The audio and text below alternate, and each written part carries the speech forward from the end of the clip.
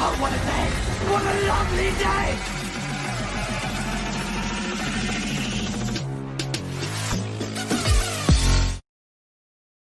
Welcome to Flat Earth Debate Uncut and After Show. I'm your host Nathan Oakley, and if you are new to this channel, or you've not done so already, then be sure to subscribe, hit the bell notification icon and join button if you'd like to become a Nathan Oakley 1980 channel member and keep up to date with the Flat Earth Debate.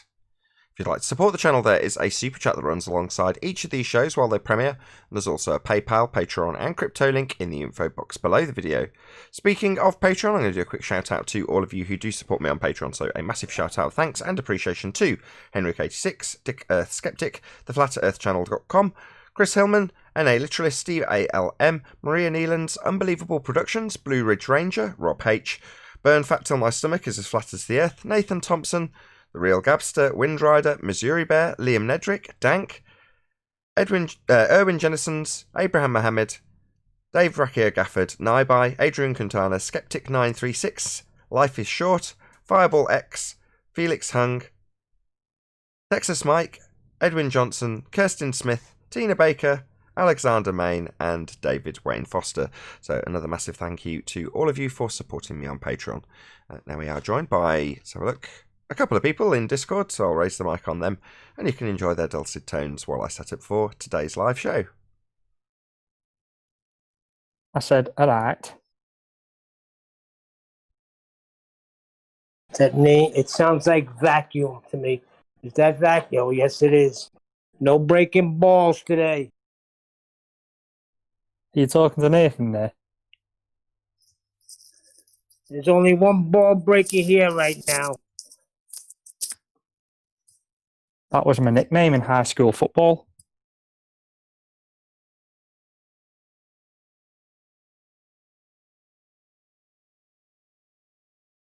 I have some advice. Can we have some evidence today? Some scientific evidence of this?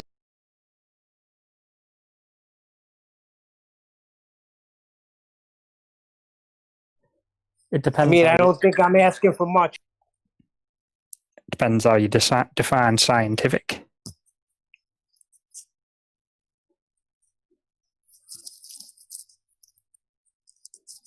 That would be through experimentation.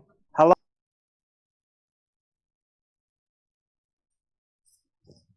Would you class space flight as an experiment? Space flight. No, Flight. How are they going to a region that can't exist due to natural law? Well, what I'm saying is, all right, okay, hypothetically, if you could fly into space and take a photo of the Earth, would you count that as an experiment? No. Okay, Not then. experiment.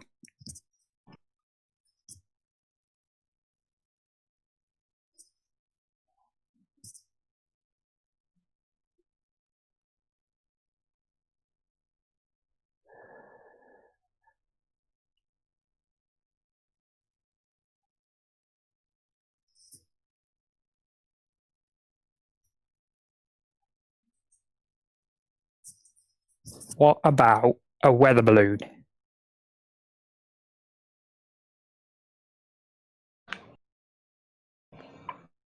Yeah, they float. What about them? Yeah.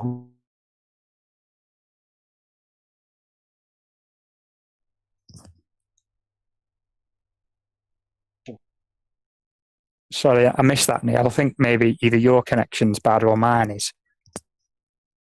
Those would be not. I know, but if you observe that the Earth is round or a sphere, do you even need to experiment?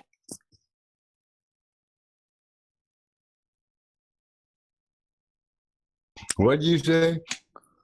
I said if How are you going to? I said if you observe that the Earth is curved or spherical, you don't even need to do experiments, do you? Or do you? I don't know. We've been trying to observe it. When do you observe that? Well, weather balloons, space flight, all that kind of thing, you know. Weather balloons? What do they observe? Be a bit more They observe specific. the curvature of the Earth. Oh, you mean the geometric horizon in the form of a sphere edge? No, I mean the curvature of the Earth. Yeah, that's what the curve of the Earth is, according to you fundies. Well, the geometric you don't need to use. You don't need to use 10 words when, like, oh, my bad. 3 Obviously, will do. it's time for you to continually prattle through what I say, right? I'll try again. Yeah, that curve of the Earth that you're claiming is seen from a balloon, that's the geometric physical sphere edge horizon.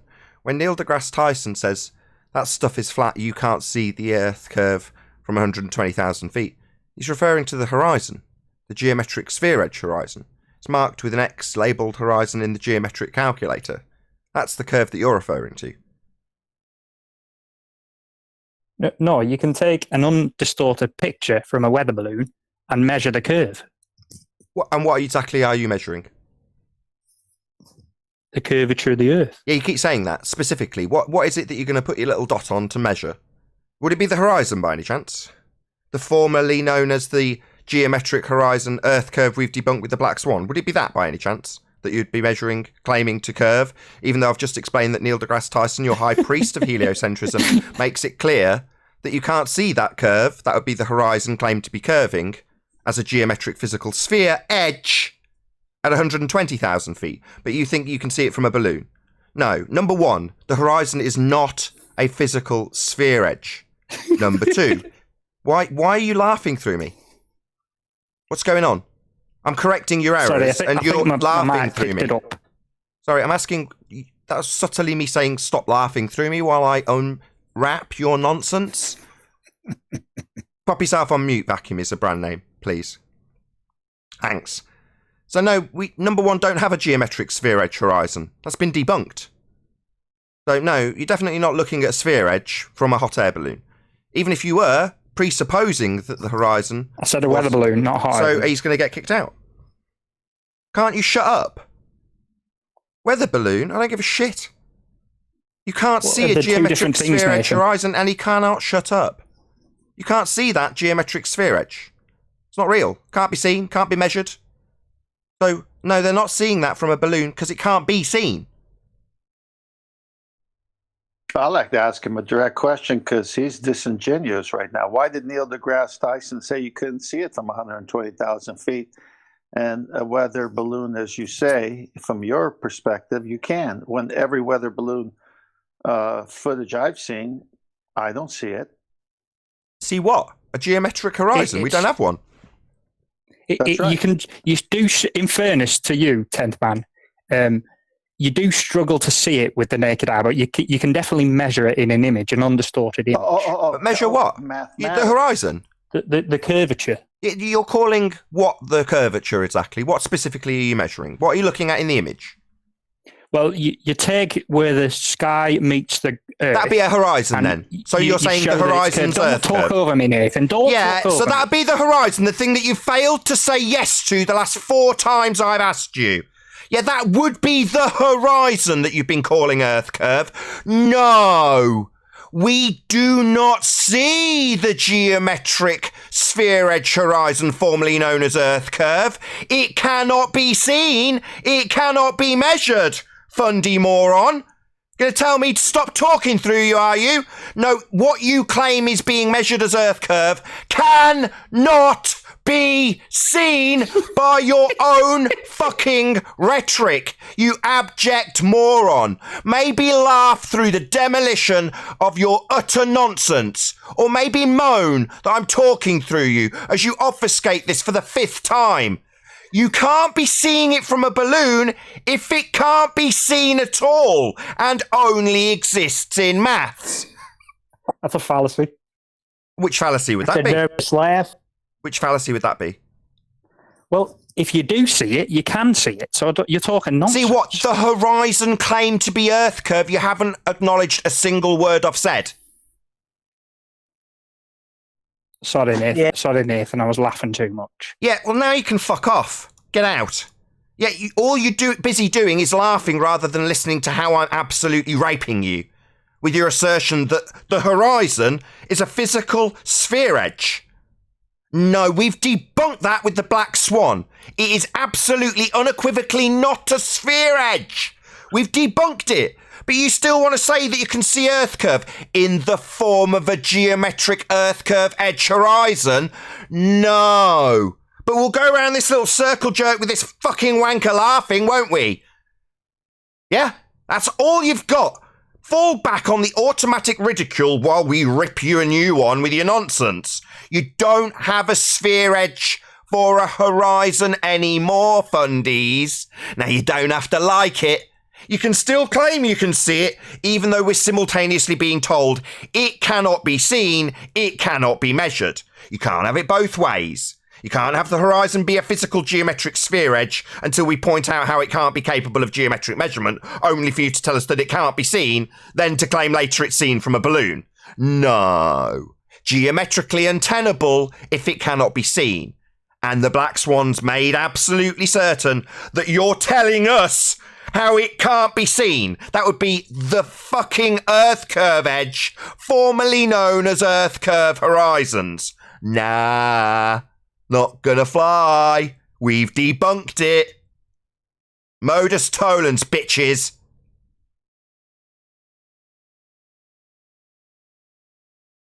Well, good morning. Nice start for the Friday, as always. Typical fundy behaviour. Good morning, Neil. Well, he was disingenuous anyway. He said, to be fair to you, 10th man. They have that You nervous. can't sit. Hang on, Neil. He says, to be fair to you, 10th man, meaning he wasn't to you, right? You can't see it. Well, that's what he used. He said, you can see it from a hot air weather balloon or whatever it was, right? He said, you could see it. Then he let out the goose. He said, but we can measure it by math. Measure what if you can't see it? I mean, just circle jerk. Yeah, but that's apparently called to laugh at us. What, the end of your argument, us unpacking the globe model from the ground up, based on your presupposition, unpacking it from within your presupposition. That's funny, is it? Yeah, hysterical. It's also the end of your fundamentalist religious sphere Earth belief, because you don't have a geometric horizon to claim you see from a balloon. Bye-bye globe, bye-bye globe assertion. No geometric horizon, no Earth curve edge anymore, fundies. Earth flat, no curve. Or maybe they'll start claiming they see the edge again. Oh no, like this dick did. Yeah, we see the edge, it's the horizon. No, it isn't. We've debunked it. It burns! It burns!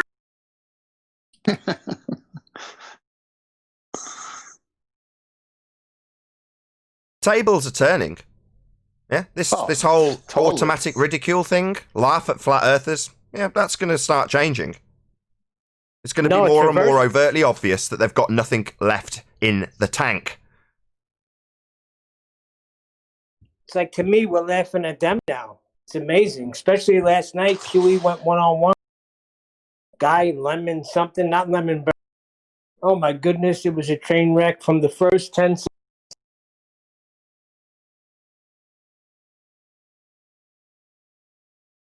Yeah. They have nothing.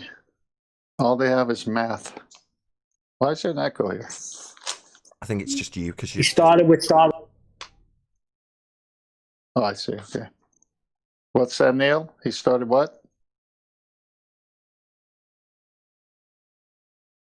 Say again, Neil, I had to refresh my server.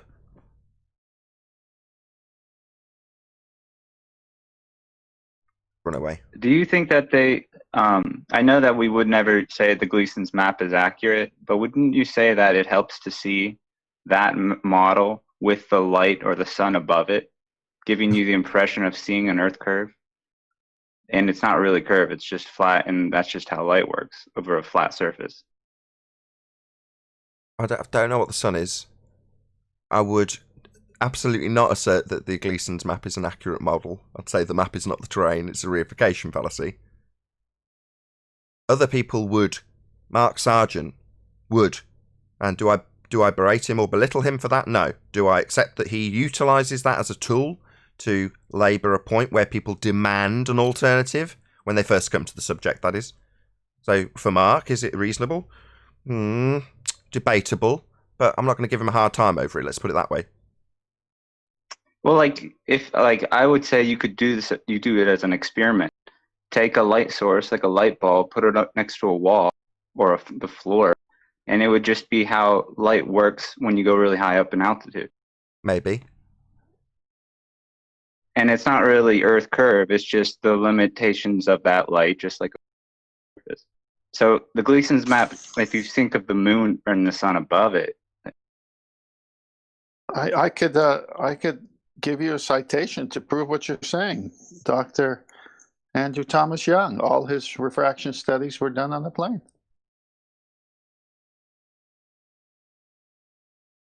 It's up to you what your model is, right? The problem comes when, and this is true across many different areas and genres, not just flat Earth, when one man or one group asserts their model on a mass of people. That's when it becomes a problem. Each man should have his own model. Now, I'm not saying that I've got a picture of what the world looks like in my mind that I'm willing to reify into existence for me to accept the world I'm standing on. I don't need to do that. But what I'm saying is, in terms of the way you view the world, that's a very personal thing. That's why I get so uptight with Spurs. Because what you're saying is, I need this tool to evangelize so that other people understand. It's like, well, in a reactive way, that's precisely what I'm doing, so this may sound hypocritical, but by the same token, it's really not our place to force this upon anybody. Now, can we highlight the deception? Yeah. Can we expose frauds and lies? Yeah. But in terms of us saying, well, no, this is how you might be able to look at the world, just for me, that's like a step too far. Because then you're almost segueing into the position we're fighting against. Well, they don't like the idea. I mean, if we say the globe, it's not a globe. What you're looking at is just a ball over a flat surface. If you want to even call the sun a ball, it's just light over a flat surface. Like your sphere edge is just how light works on Earth. So, I mean, I don't know. I guess they want some sort of way of understanding it. They want a single. They want a single cause. They've got a single cause. So their calculator says the limit is down to Earth curve edge, formerly known as the geometric horizon. It obscures things in the distance. Well, that is the single cause they can assert. And that's it. Like, jobs are good and really easy to understand. Here's the maths, right? In reality, they have a list of things that we have studied and given as plausible explanations for why things might be distorted, not visible from the bottom up, all of those different things, starting with perspective, atmospheric conditions. There's a massive list. And all of them could be contributing factors, but they're all causal. So to assert it as a causal relationship, including Earth curve edge, you need to validate it, and there's a method out there for elucidating cause of natural phenomena. So if this was something causal, then they can validate it with a method, and they even claim science. But for us to then move on and say, well, okay, this is our explanation for why something does it. It might be an interesting folly to detail how perspective works, but there really is no need. But if you as an individual think, well, I want to figure out how this works, a good example would be Ranty. You just went, oh, I want to know how it works. And I'm like, you don't need to. He's like, yeah, but I don't care. I want to know. Oh, well, good for you then. More power to you. That's how it should be. That's the most exciting bit about finding out that everything you assumed was all correct and right actually is at this stage, without any answers from a power that should not be. It's open to discussion, investigation, scientific validation. All of those things are now on the table again. But just conceptualizing this model that just happens to be there and saying, well, I'll just offer that. It's like, well, what is the model? Let's figure out what the Gleason's is. Well, it's identical to the azimuthal equidistant projection, which is a spherical projection. A sphere Earth, globe Earth projection. Well, that's just going to be utilised by them as their method of weaseling you back into a globe if you're not very savvy with these arguments. But that's just my opinion. Feel free to do whatever you like. It's not my place to tell you what to do. I see a close relationship between the Coriolis and this argument, because the Coriolis, if it's Earth-based Coriolis, then the Earth has to be rotating, and therefore it is a globe. And of course, the geometric horizon, the sphere edge, would prove a globe. So here's the problem. Every time we put them to task on Coriolis, they try to tell us why we don't see it. And every time we ask them to show us the edge, the sphere edge, the geometric horizon, or the thing that blocks the bottoms of boats, well, you can't see it. See the problem there? Yeah, it's doublespeak. It wouldn't be necessary if we actually lived on a sphere. Well, that's the point, isn't it? If you actually lived on a sphere, we'd all see it, and you'd have a different show topic.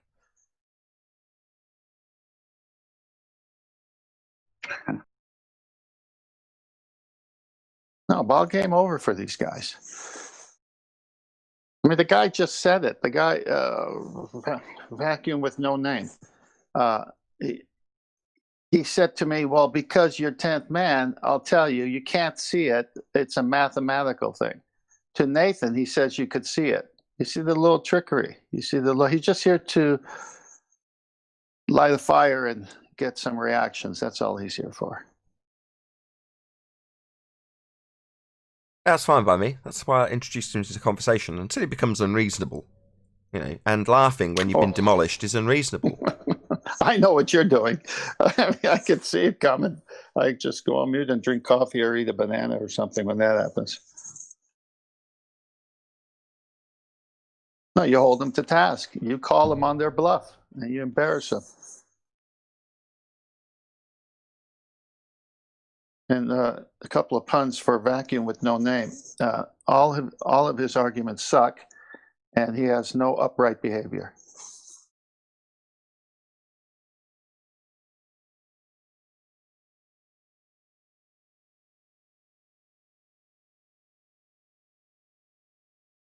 Well, that went over well.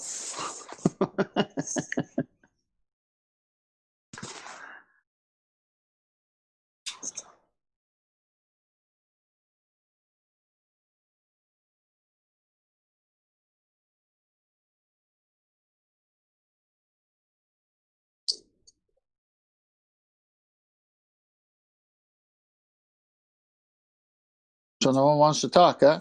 No one in Discord? There's plenty of them. Yeah, I thought I was going to lighten up the mood with my puns. Nothing happened.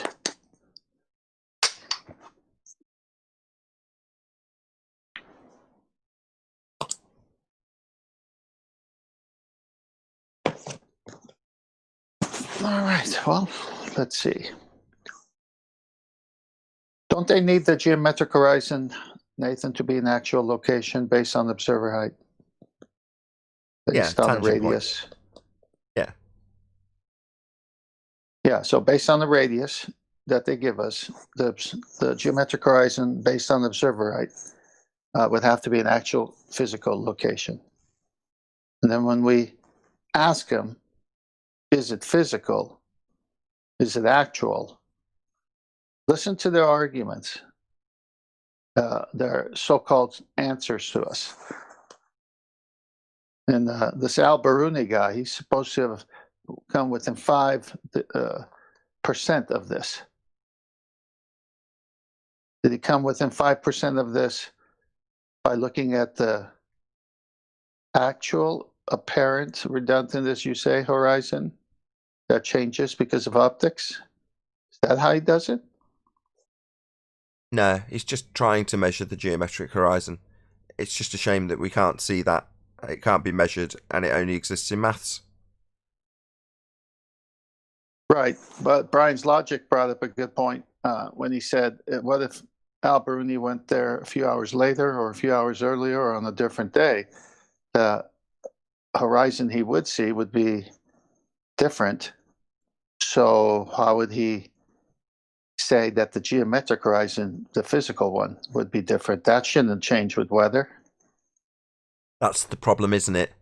They've got a position that's not a physical location, moves with the weather, and yet they're claiming it's a physical geometric sphere edge.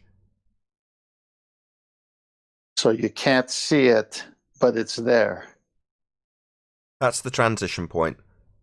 That is where there's a story about the actual reification of the maths. It only exists in maths. He's claimed to actually see it.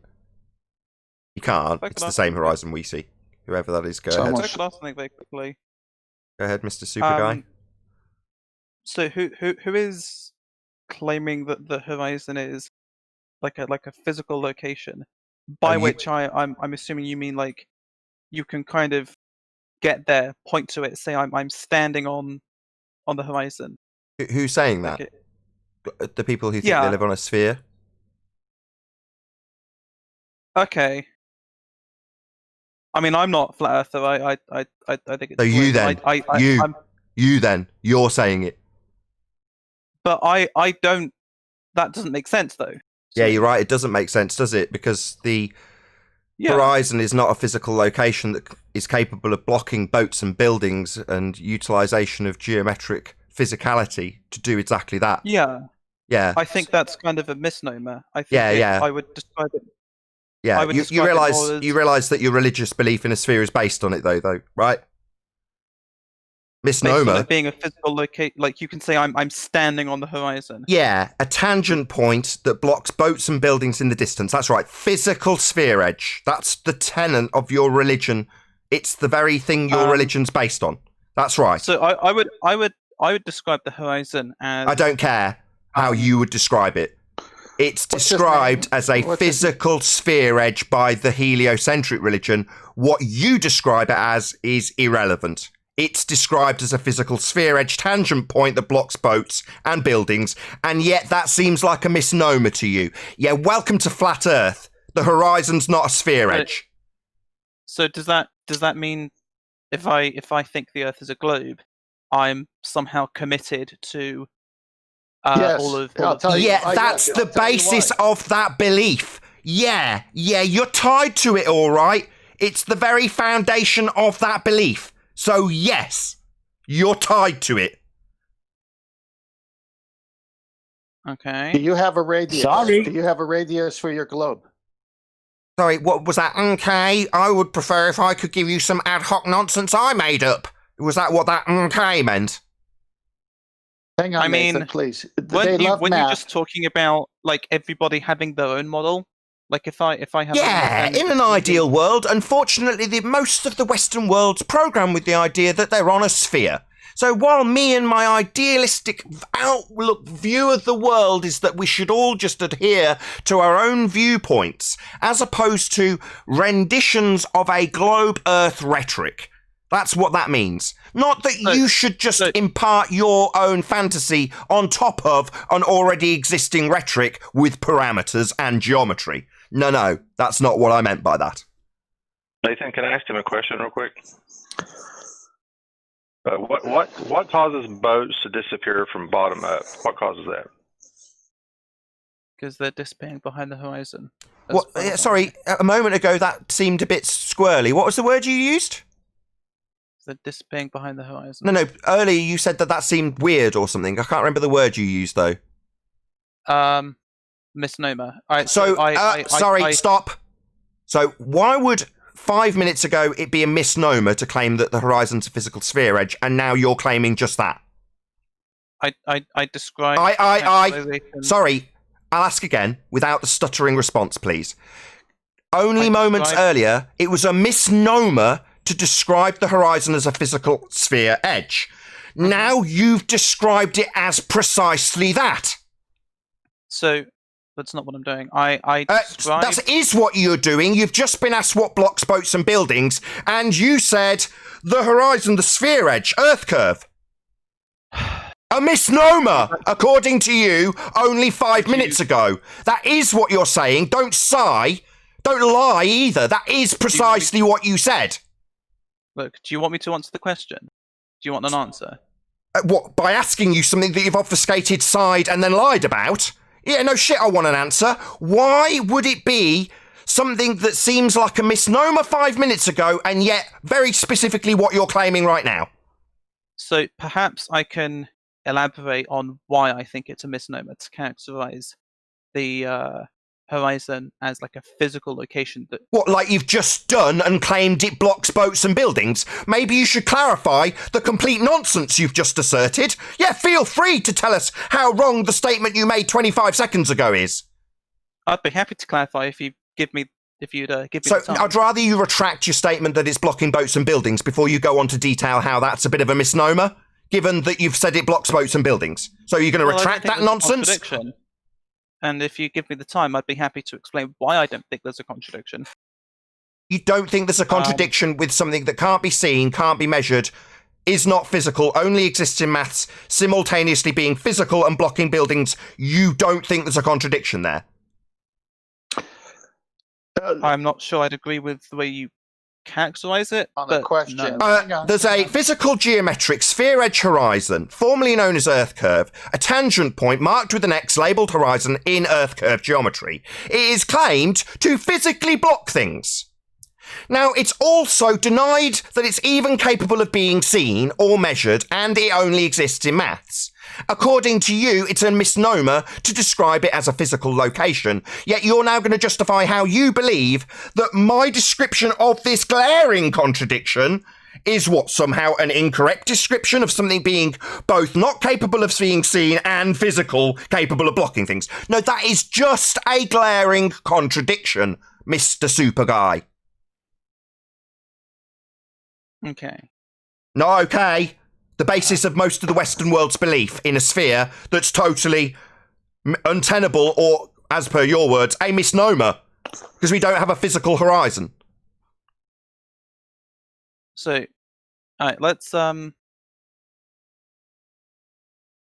boats not. So boats aren't being blocked by a physical horizon. Then that misnomer, contradiction. You're going to retract that shite? Could I just have a second to actually explain what, at least as I understand it, that the horizon actually is, and why it's not like a location that you could stand at? Or block boats and buildings, like you've just claimed, and are still refusing to retract. Stand at? What, like it would get in the way of stuff? Like boats and buildings, like you've just claimed? Are you retarded? You're about to explain how it can't do the thing you're yet to retract. So are you going to go on to explain how it cannot block boats and buildings, as you've claimed? Because that seems nonsensical. No.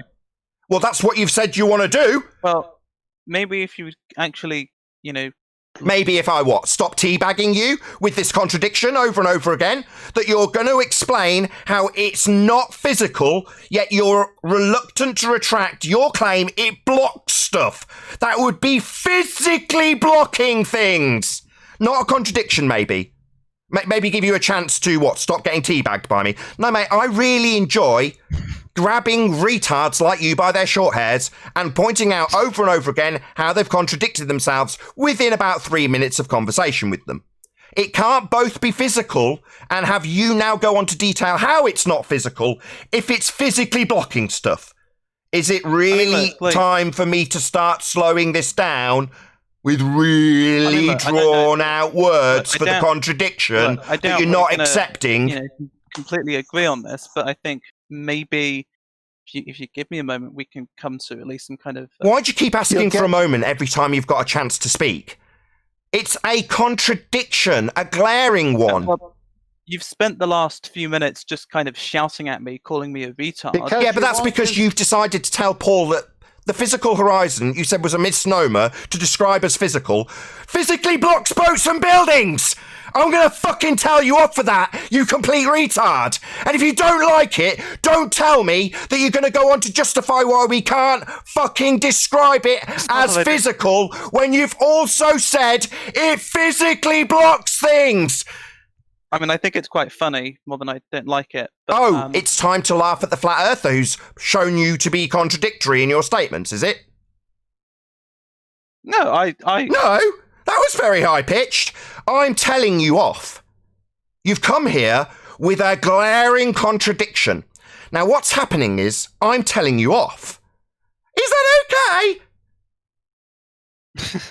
Yeah, laugh at me, you fucking cunt. Yeah? You are a twat and a contradictory moron. And I, the flat earther, as per usual, getting annoyed with a retard who doesn't understand 5 explanations for how you can't both be non-physical and physically block stuff. Do you find that funny? Your own stupidity, that is. I Find it funny? I find your anger. Yeah, it's anger at your retarded contradiction. And now we're going to, focus on how you find it funny that I'm getting annoyed at you and your stupidity that you're still yet to concede?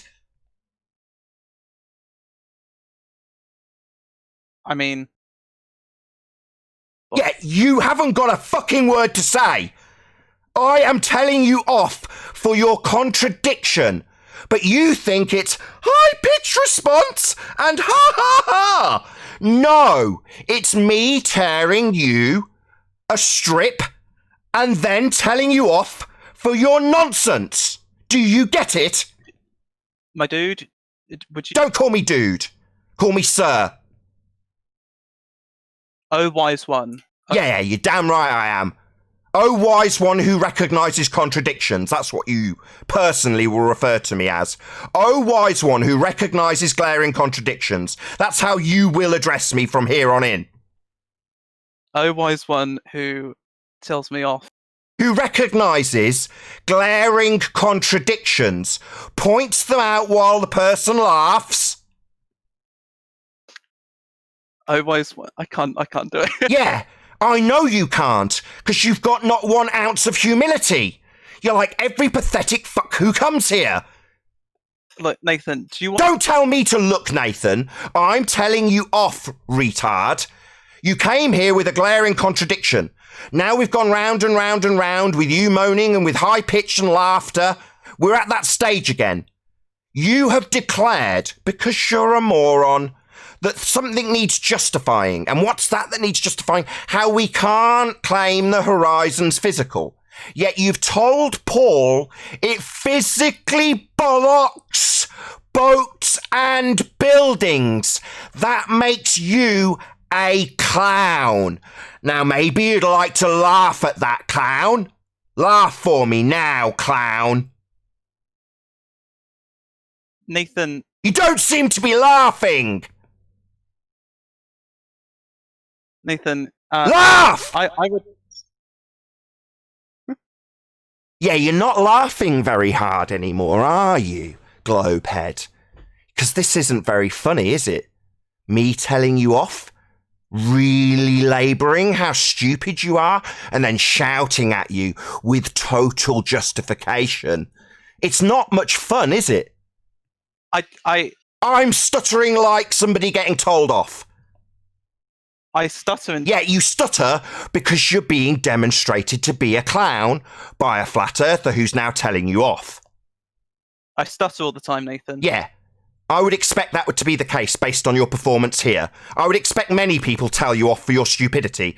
I expect this to be rather a regular occurrence based on your contradiction that you're still yet to concede. I would expect you to be in a position of stammering and stuttering based on how stupid you are. Nathan, do you want to have, like... Do you want to accept that your contradictory statement's been highlighted yet? Am I gonna keep going on about it indefinitely? Yeah, until I see 1 shred of humility from you. I don't think they understand. That's quite bitch, but okay. So did you just call me a bitch? Is that what you just called me? I'm not a bitch, mate. Yeah? What I am is the guy handing you your ass based on what you've said and then telling you off for it. Now, what you are is a weasel with 0 humility, like everybody we encounter here. None of you have got any humility, but you like to call us bitches while we tell you off for your stupidity. Now, you fundies are going to have to get used to this scenario, because it's going to be happening more and more. And if you don't like it, you better start dealing with it anyway. Because this time of laughter while we point out your stupidity ends here. Nathan, I would like to have... I don't give a shit what you would like to have. You're getting told off. You think what you would like is anywhere close to top of my priority list? No. All right, I'm whatever. telling you off. I'm still perfectly content. Oh, are you? I don't care what you are. You're getting told off. For abject stupidity and contradiction, still yet to be conceded by somebody without any humility. That would be a typical globehead with a fundy religious belief in a sphere Earth. Still yet to concede it, aren't you, fundy? Well, you've not let me actually explain myself. You did explain yourself. You explained the contradiction and then I broke it down. What you're now doing is suggesting that we go round in the same circle again, aren't you? Because you've got no humility. So what's required for a fundamentalist zealot with no humility is that the same thing be explained to you 5 times. That has been done already. That's why I'm telling you off. But you think it's the same tactic in order? Oh, I haven't been given a chance to explain my glaring contradiction. No, you've explained it, I've dissected it, and now you're getting told off for it. I'm expecting you to acknowledge it, but that'll never happen, because we're dealing with zealotry. Now, you may not be aware that the globe has turned you into a zealot, but that's what this behaviour is defined as. Zealotry, my friend. All right, my dude.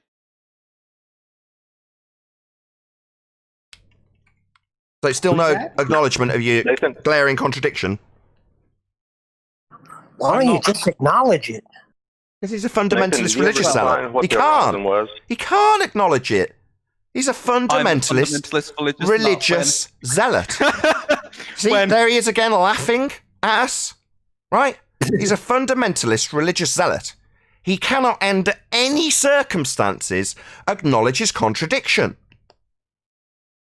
If you would just listen. So, okay, Nathan, let me just ask. No, I'm not letting you do anything. I'm waiting for your acknowledgement of this contradiction I've pointed out 5 times. Yeah, you're not going to beg permission for me to give you anything, ever. Yeah, I despise you. I think you are scum. Yeah, people like Chaiki and Thunderf00t and you all behave the same. You're all scum. Zero humility.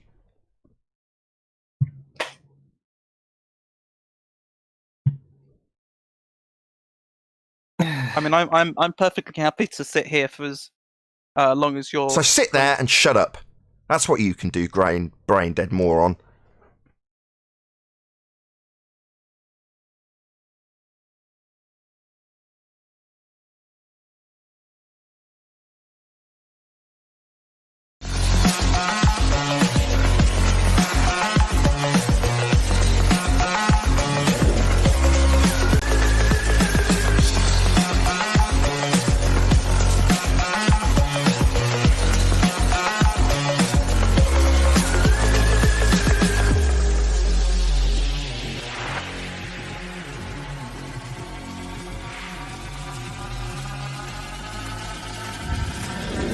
Oh, what a day! What a lovely day!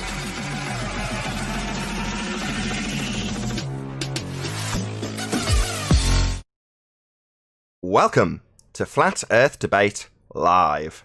I'm your host Nathan Oakley, and if you are new to this channel, or you've not done so already, then be sure to subscribe, hit the bell notification icon and join button if you'd like to become a Nathan Oakley 1980 channel member and keep up to date with the Flat Earth Debate. If you'd like to support the channel, there is a super chat that runs alongside each of these shows while they are live. There's also a PayPal, Patreon and crypto link in the info box below the video. Most importantly, if you'd like to join the discussion, simply mute the page you are currently watching, then click the link in the info box below this video to join the panel and express your views on the nature of Earth. If you do join, please don't swear. If you do, you'll be ejected, and if you are, please don't try to rejoin the stream using sock accounts. You'll be warmly welcome back on the next stream. Please also share the show on social media. Sharing the show obviously increases the live audience, but this in turn increases the chances of a more diverse panel. So please share the show on Facebook and Twitter. Now we are joined by Arwin, Paul Hall, 10th Man, and a whole bunch of people in Discord. So welcome one and all. Good afternoon. Hello. Hello. Does that sound better? That's better, Paul. Much better. You crack on with Nathan's that? late because he was chewing up a baller. I'm going to tell him off. When we get to the concluding point, right, I'm no longer going to do that shite where we go round in circles 16 times. with them never actually acknowledging the point. I'm going to get to the point, labour it a couple of times, and then I'm going to lay into them, tear a strip off them, while they laugh because they're basically petrified. And I'm going to do that to them every single time we get to a concluding point where they're demonstrated to be stupid. No longer will it be the case that I feel it's necessary to, oh, right, so you object to this concluding point, this highlighting of your complete contradictory point, and what we should just go through it 5 more times. No, I'm going to tell you off. Say it like it is, call you an idiot. What? That's what I'm going to do from now on. And the people aren't going to like it. The people who come here, they're not going to like getting told off. They'll behave like the clown in the pre-show. Start getting all high-pitched and saying, oh, I'm not getting a chance to explain myself. When it's been explained, it's been dissected, it's been highlighted how stupid it is, and we're at the stage where I'm telling them off, and they don't know what the hell to do, because they've got a flat earther telling them off. Shout out to I think Unitox. they don't understand the contradiction. I'm not going to explain it 6 times, I'm just going to tell them off. no worries. I really enjoy it. Tearing a strip off globe heads and telling them how stupid they are. Oh, just in my element, man. I'm loving it. A few people have pointed out I seem power hungry. No, I'm just sick to death of going round in circles 5 times when someone's demonstrably stupid. No, once they've been proven stupid, they're going to have that highlighted to them. And if they don't understand or feel they haven't had a chance to explain, we'll just point out how stupid it is that they feel that they need to give an extra explanation when it's already been pulled apart. In other words, we will continue to berate them. Hopefully we'll have a few people crying on the show for defending their globe religion and having it fail miserably at the hand of tyrant flat earthers who will simply shame them for their stupidity. And that's precisely what's going to happen here from now on. Come here with a stupid argument about how a physical geometric sphere edge horizon isn't physical and can't be seen. I'm going to point out the contradiction, laugh at you, and then berate you for your abject stupidity, like the guy in the pre-show. Now, he obviously didn't like getting told off. Obviously wanted another try at proving why something physical can't be seen, and how that's not a contradiction. No, we're just going to point out how stupid that sounds from now on in. They got to take the Spider Daddy approach. Wait, did he say that the geometrical horizon was not physical? Yeah, he wanted to spend a significant time explaining, after that was pointed out, that contradiction was pointed out, why it wouldn't be seen. And I'm like, you've just claimed it's blocking boats and buildings, and now you want a prolonged period to explain how we can't see it? That's where I started telling him off. And that's, like I say, how things will continue. We'll have the angry flat earth man telling you off for your stupidity, and we'll have people bleating with adverts for me. Oh, look how angry he is! Yeah. And I'll be sitting here laughing as you completely ignore the demolition of the nonsense that your fundy globed brethren came here with. It seems kind of silly, you know? Like, if they would double speak in response and say, like, okay, you don't see the geometrical horizon, yeah, that's ridiculous. That's one thing. But to say it's not physical? What? Look, I know you don't That's like want an to unnecessary have, like, step. We're talking about you, super guy. But Sorry, do you think that us talking about you means you can interrupt us? Sit down, shut up. Go ahead, Arwin. No. It's just, I don't see even the presupposition or necessity of making such statement. Why?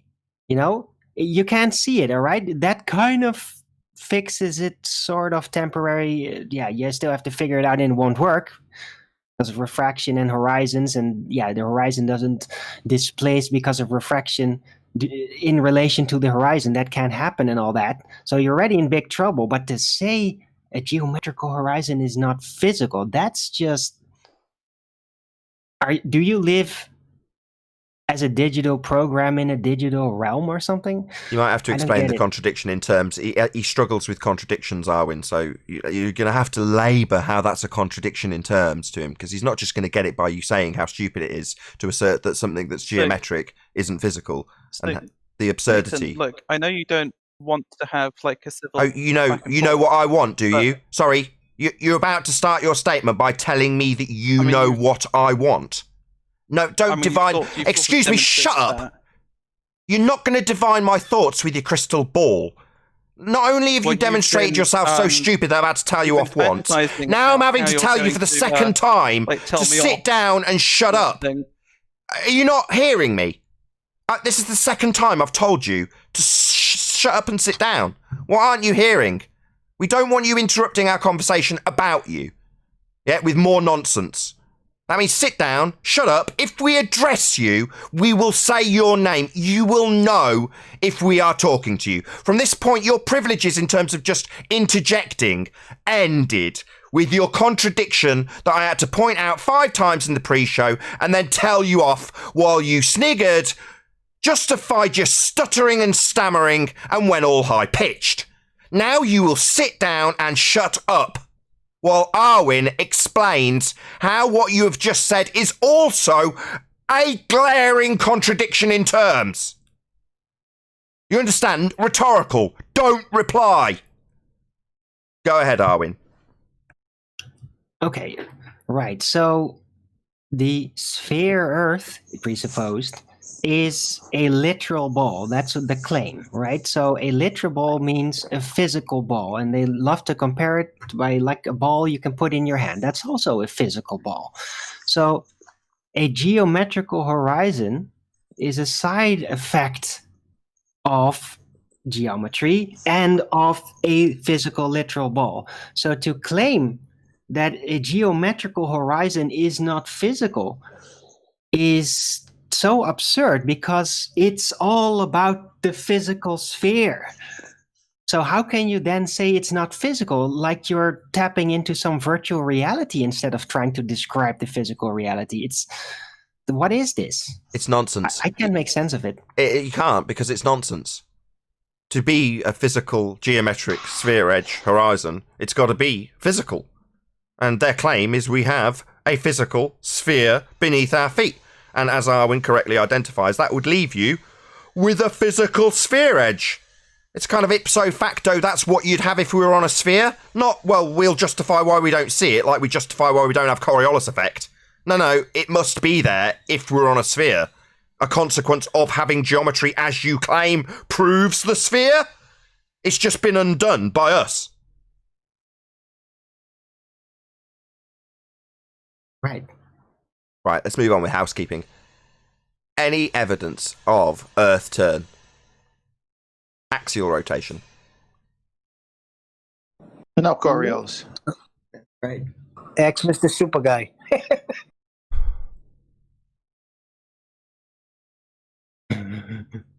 No, the Earth Can I ask a silly question? Hold on, Arwin. Go ahead, Super Guy. All right. So, when I was saying earlier that it's kind of a misnomer to describe the horizon as any evidence of axial rotation? Are you deaf? Do you think that this is just about you and your nonsense? Do you think that this entire show is going to be based around the horseshit contradiction that you declared in the pre-show? No. Any evidence of axial rotation? We've already gone through your contradictory physical but yet non-physical statement in the pre-show. Alright, I think I'll bow out then for this bit. Don't you think you're on a sphere that spins? Surely you've got some evidence of axial rotation. You of all people who believes you're on a sphere. I think I'll just bow out and listen for a bit. Mumble, mumble. Spinning globe? Isn't that your belief? I mean, yeah. Oh, any evidence to justify this fundamentalist zealotry? I don't know. What about the stars? If you're in the southern hemisphere. Begging the question. Stop. Oh Hemisphere? Sorry. Let's just explain it to him immediately, very quickly, and then tell him off for being stupid. Hemisphere? So you're automatically assuming your sphere in the premise that you're about to lay out then? Hmm? Sorry, was that yes? No, can you repeat the question? I didn't catch it. So you are, by way of this word, hemisphere, automatically assume... Neil, can you go on mute? Sorry. So, with this word, hemisphere, you are in your supposition now automatically assuming that when travelling south, we're travelling to a hemisphere. So you've already assumed we're on a sphere with this word hemisphere then? Begging the question, mate. I mean, I can beg the question. You can beg the question. Yeah, what you need to say is, yes, Nathan, That's right, because I'm going to start telling you off if you don't. I'll say it once more. You will not interrupt me, Mr. Super Guy. That means shut up. To state the word hemisphere is to automatically assume that which you are trying to prove, which is sphere Earth, by stating that you are travelling to the bottom of a sphere already assumed with the word hemisphere. This is begging the question, also known as assuming your outcome. Your outcome is sphere assumed with the word hemisphere. Say, yes, O wise one. Yes, O wise one. I can. Now shut up, you stupid clown. I can. You can shut up. Am I going to really berate you again? Don't beg the question, you stupid globeheads.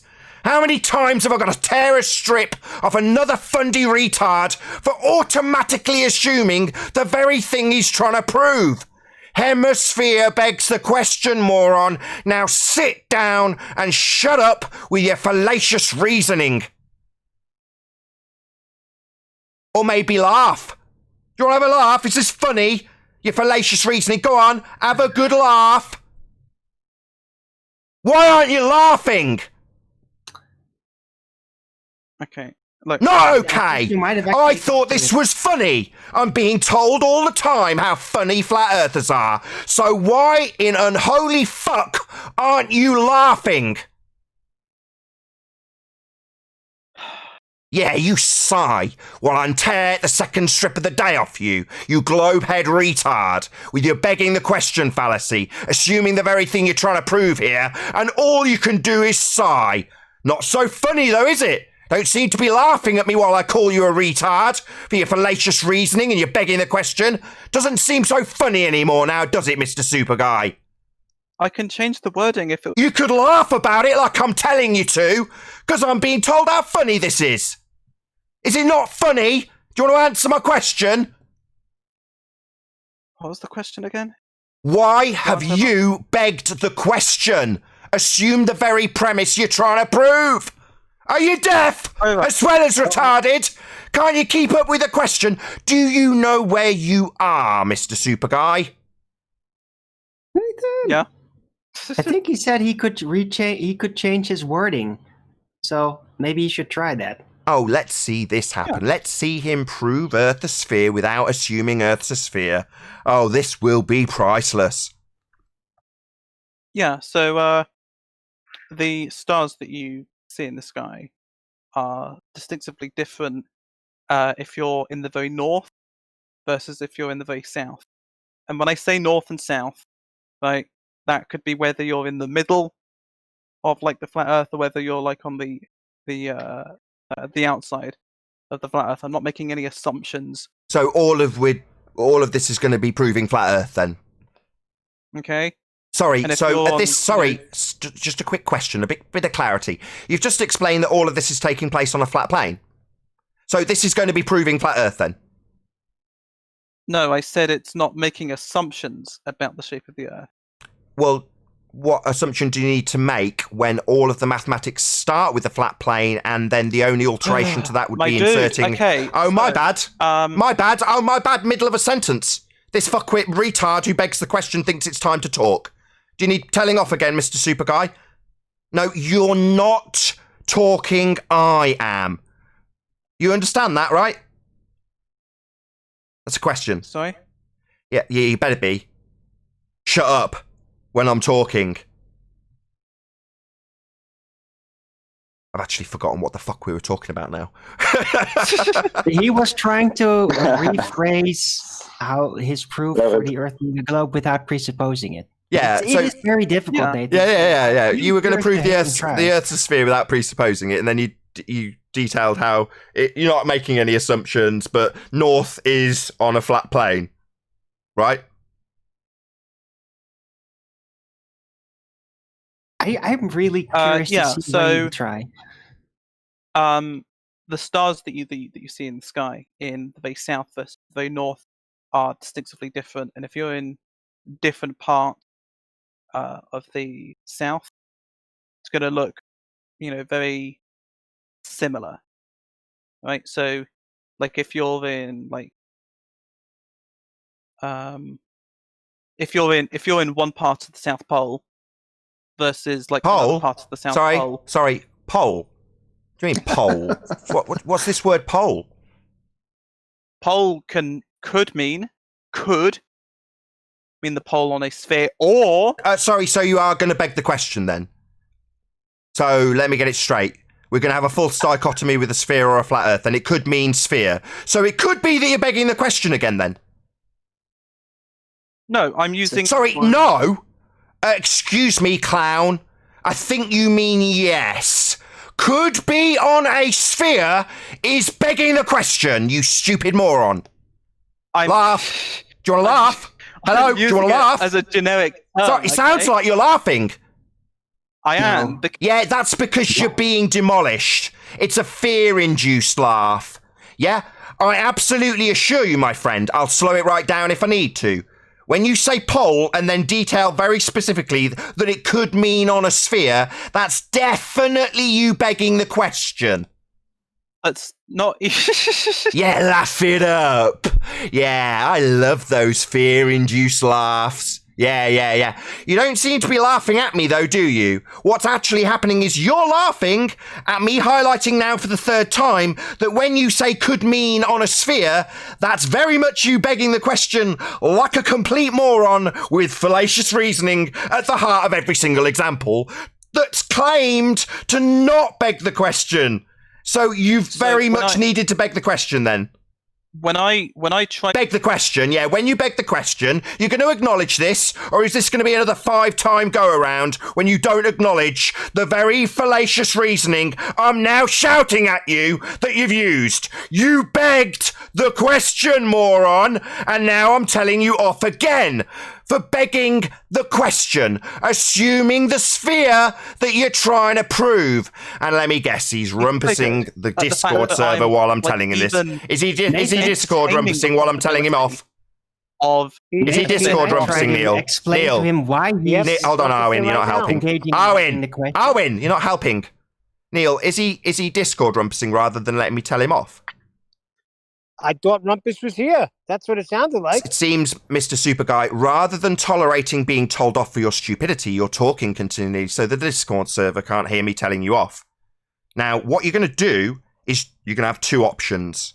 You're either going to sit there in silence like a good little boy and get told off by a flat earther for your abject stupidity and use of fallacious reasoning.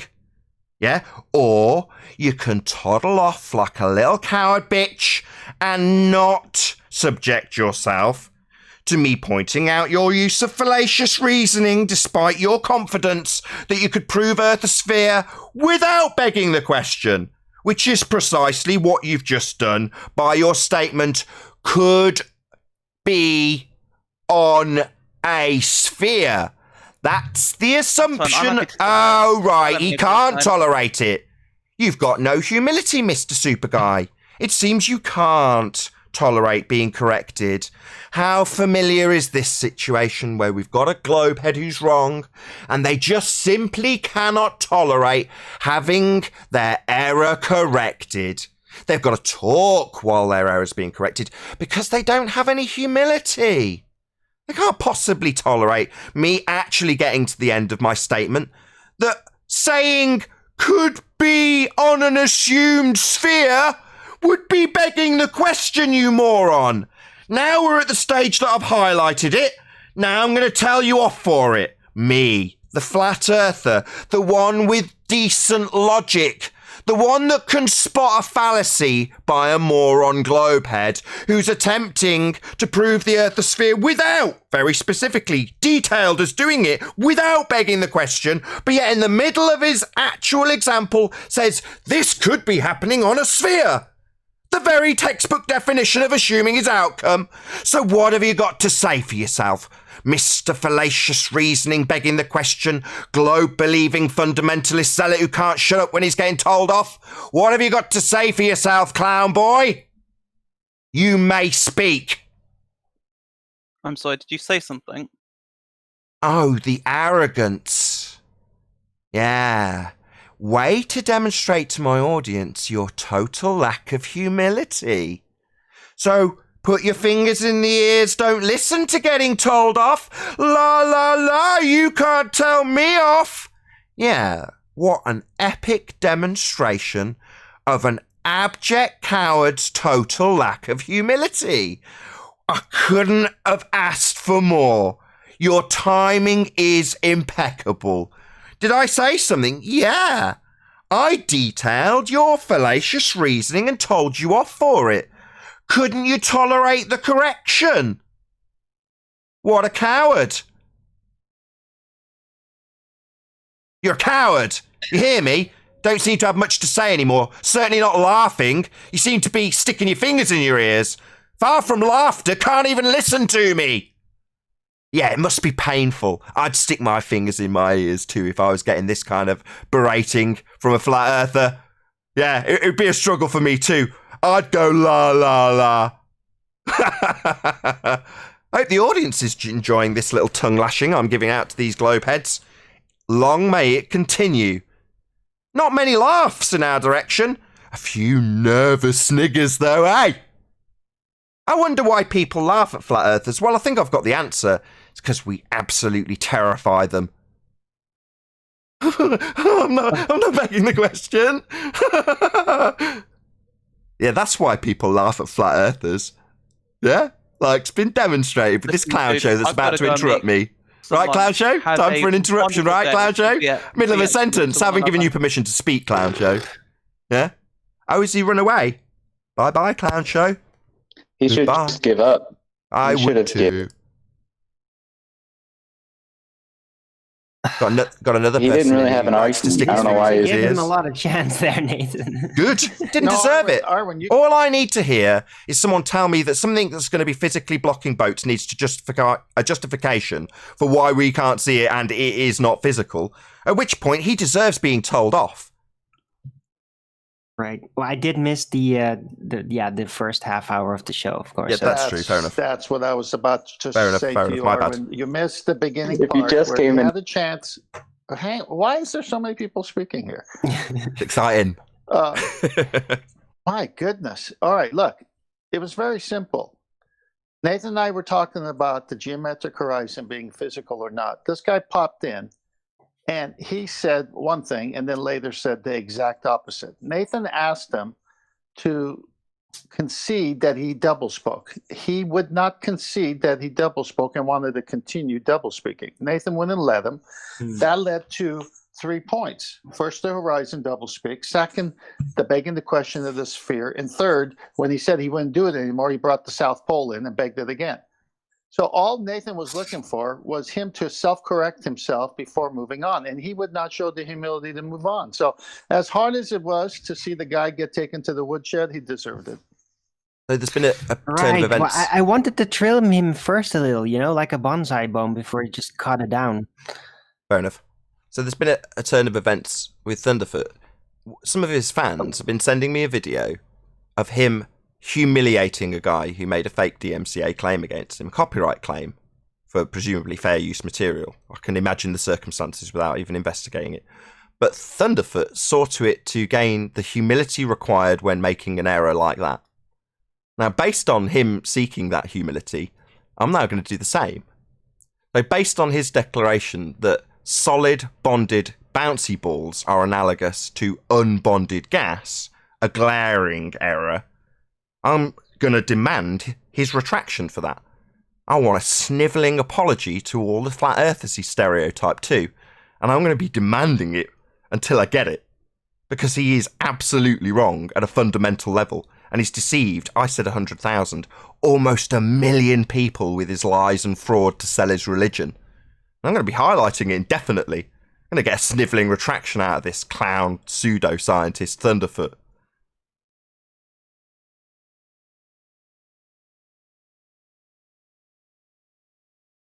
Right. Yeah, seek humility from those who wrong you, like Thunderfoot has, and it'll bite you in the ass when you make an error. It'll be a flat earther holding you to task, asking you why you aren't laughing anymore.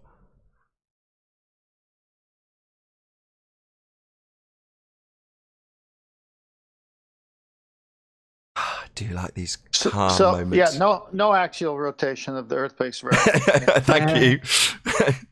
Any scientific evidence of gravity? Bouncy balls.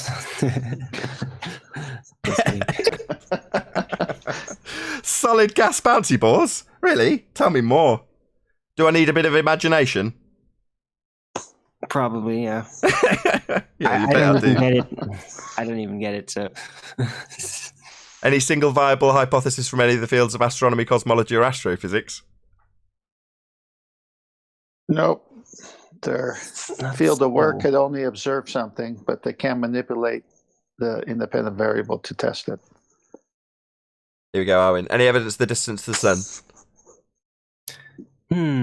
Well, in this picture you got up right now, it seems like it's just over there, but yeah. I thought you were going to get more specific because there was an actual picture on.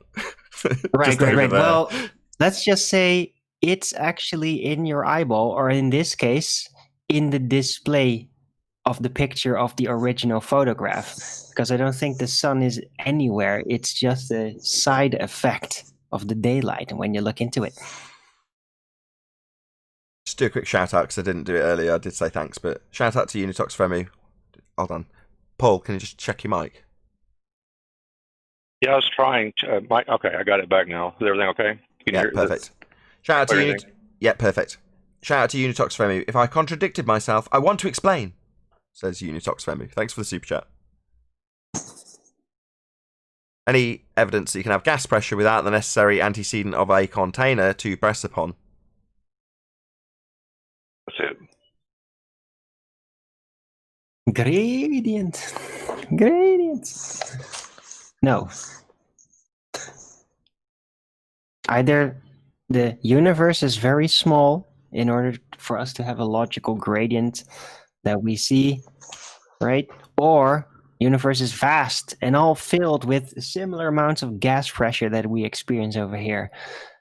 But The question is gas that's not pressure. supported by their maths. The question is gas pressure without a container. Owen's not the answer universe. implied containment regardless, basically, though, didn't it?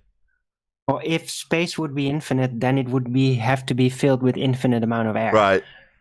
Regardless of it being a mathematical conception of infinitesimal, but it's not. We must be contained. I haven't seen an infinite barometer. Right. Either way, we must have containment to have gas pressure. So Yes. Might be worth a conspiracy cats quote. Quote, without the container, there can be no pressure. End quote. Conspiracy cats, 2019. Yep. Any evidence of a self-perpetuating molten iron core at the centre of a presupposed spherical Earth?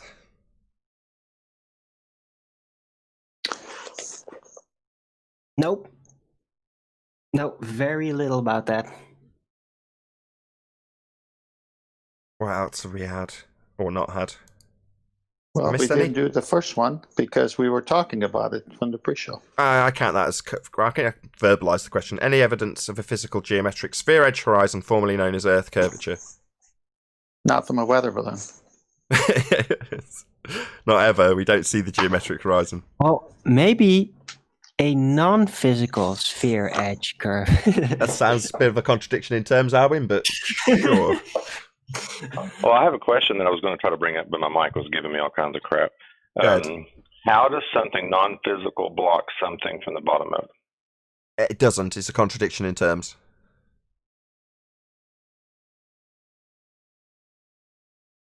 I think that's it then. But That Which question. is where- Wait.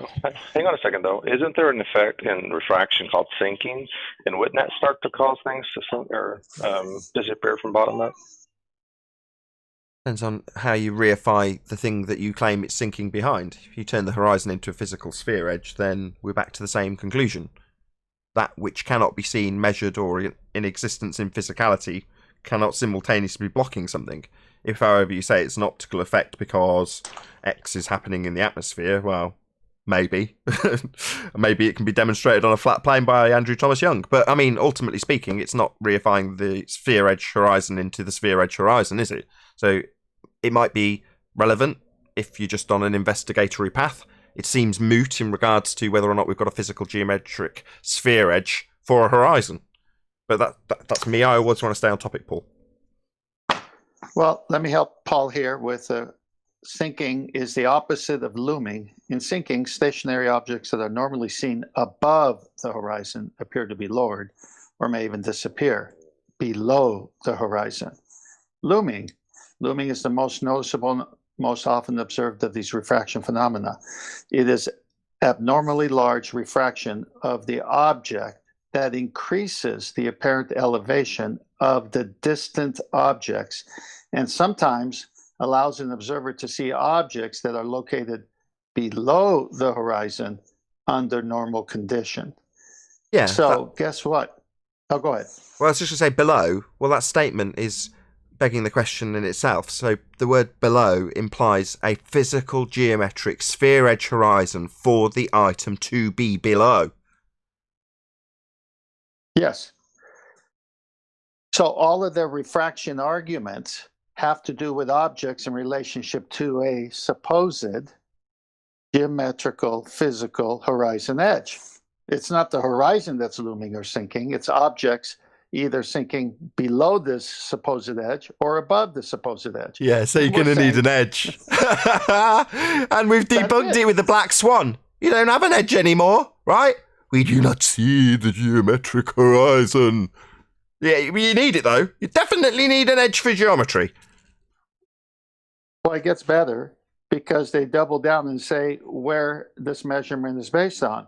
This effect is caused by unusually large terrestrial refraction. A terrestrial refraction? But that assumes a radius value. You'd need a geometric horizon for it to have geometric considerations with terrestrial refraction. You definitely need to prove the R value, and you definitely need a geometric sphere edge tangent point to measure to get that R value. Now, all that's been debunked. So, no, we're definitely not going to be utilising terrestrial refraction. That needs R. And we've debunked R.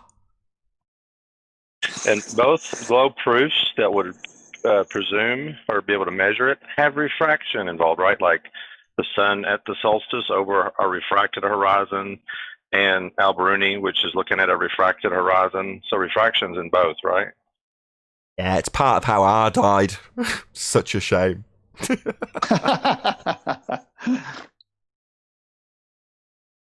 All optics, ballers. Morning, fellas. Morning. Hey, hey, hey. Hey, hey, hey. Yo, yo. So sad to walk in and hear that the R value has been debunked. It's very sad. Are you holding a vigil? No. It's not that sad. Well, maybe like that's what this is. We're gathering together for the ballers, for them to share their pain, right? January 2020, where the presupposed R died. They've been in mourning for 6 months. It's actually the funeral that no one showed up at. That's what happened. I don't know about keeps that. moving. It's more like Weekend at Bernie's. It's more like Weekend at We have Bernie's. it every day.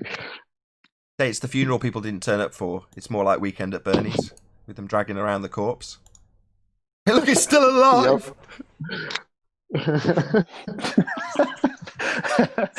The eulogy one day was a mile, 0.22 out. The next day it was over 10 miles. They can't find the place.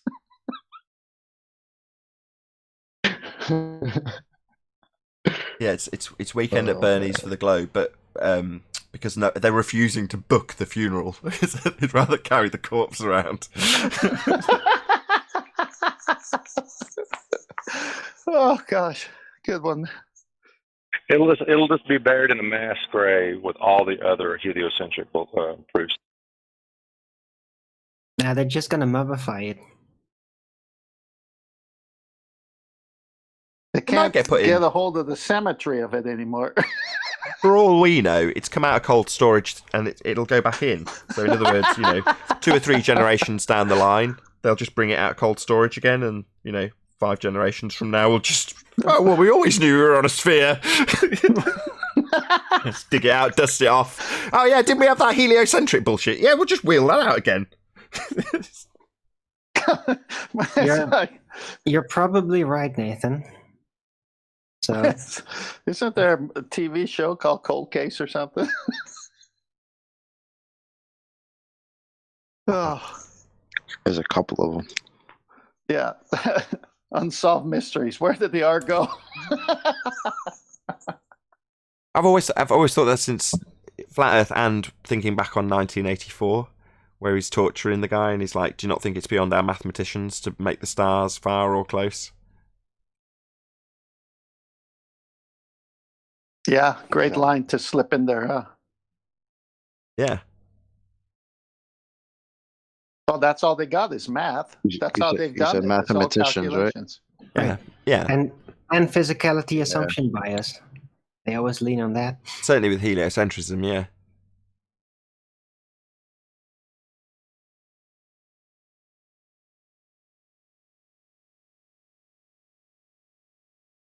Well, isn't that where Einstein took him?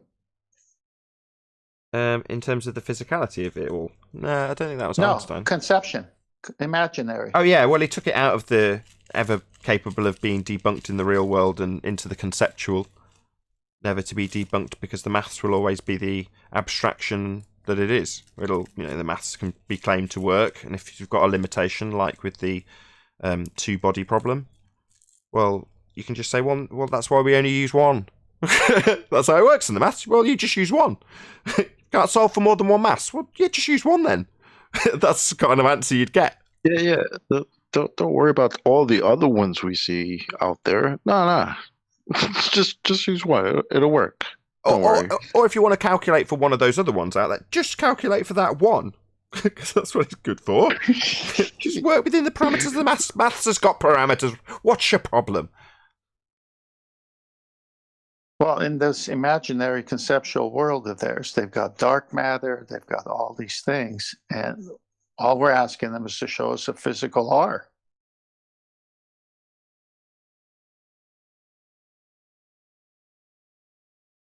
Yeah, but isn't it weird how since we've been asking for them to show us that, they've been telling us how we can't see it? Because we weren't always asking. But when we weren't asking, we were being told how much we could see of it. As soon as we start asking if we can see it, we're told we can't. It's really weird.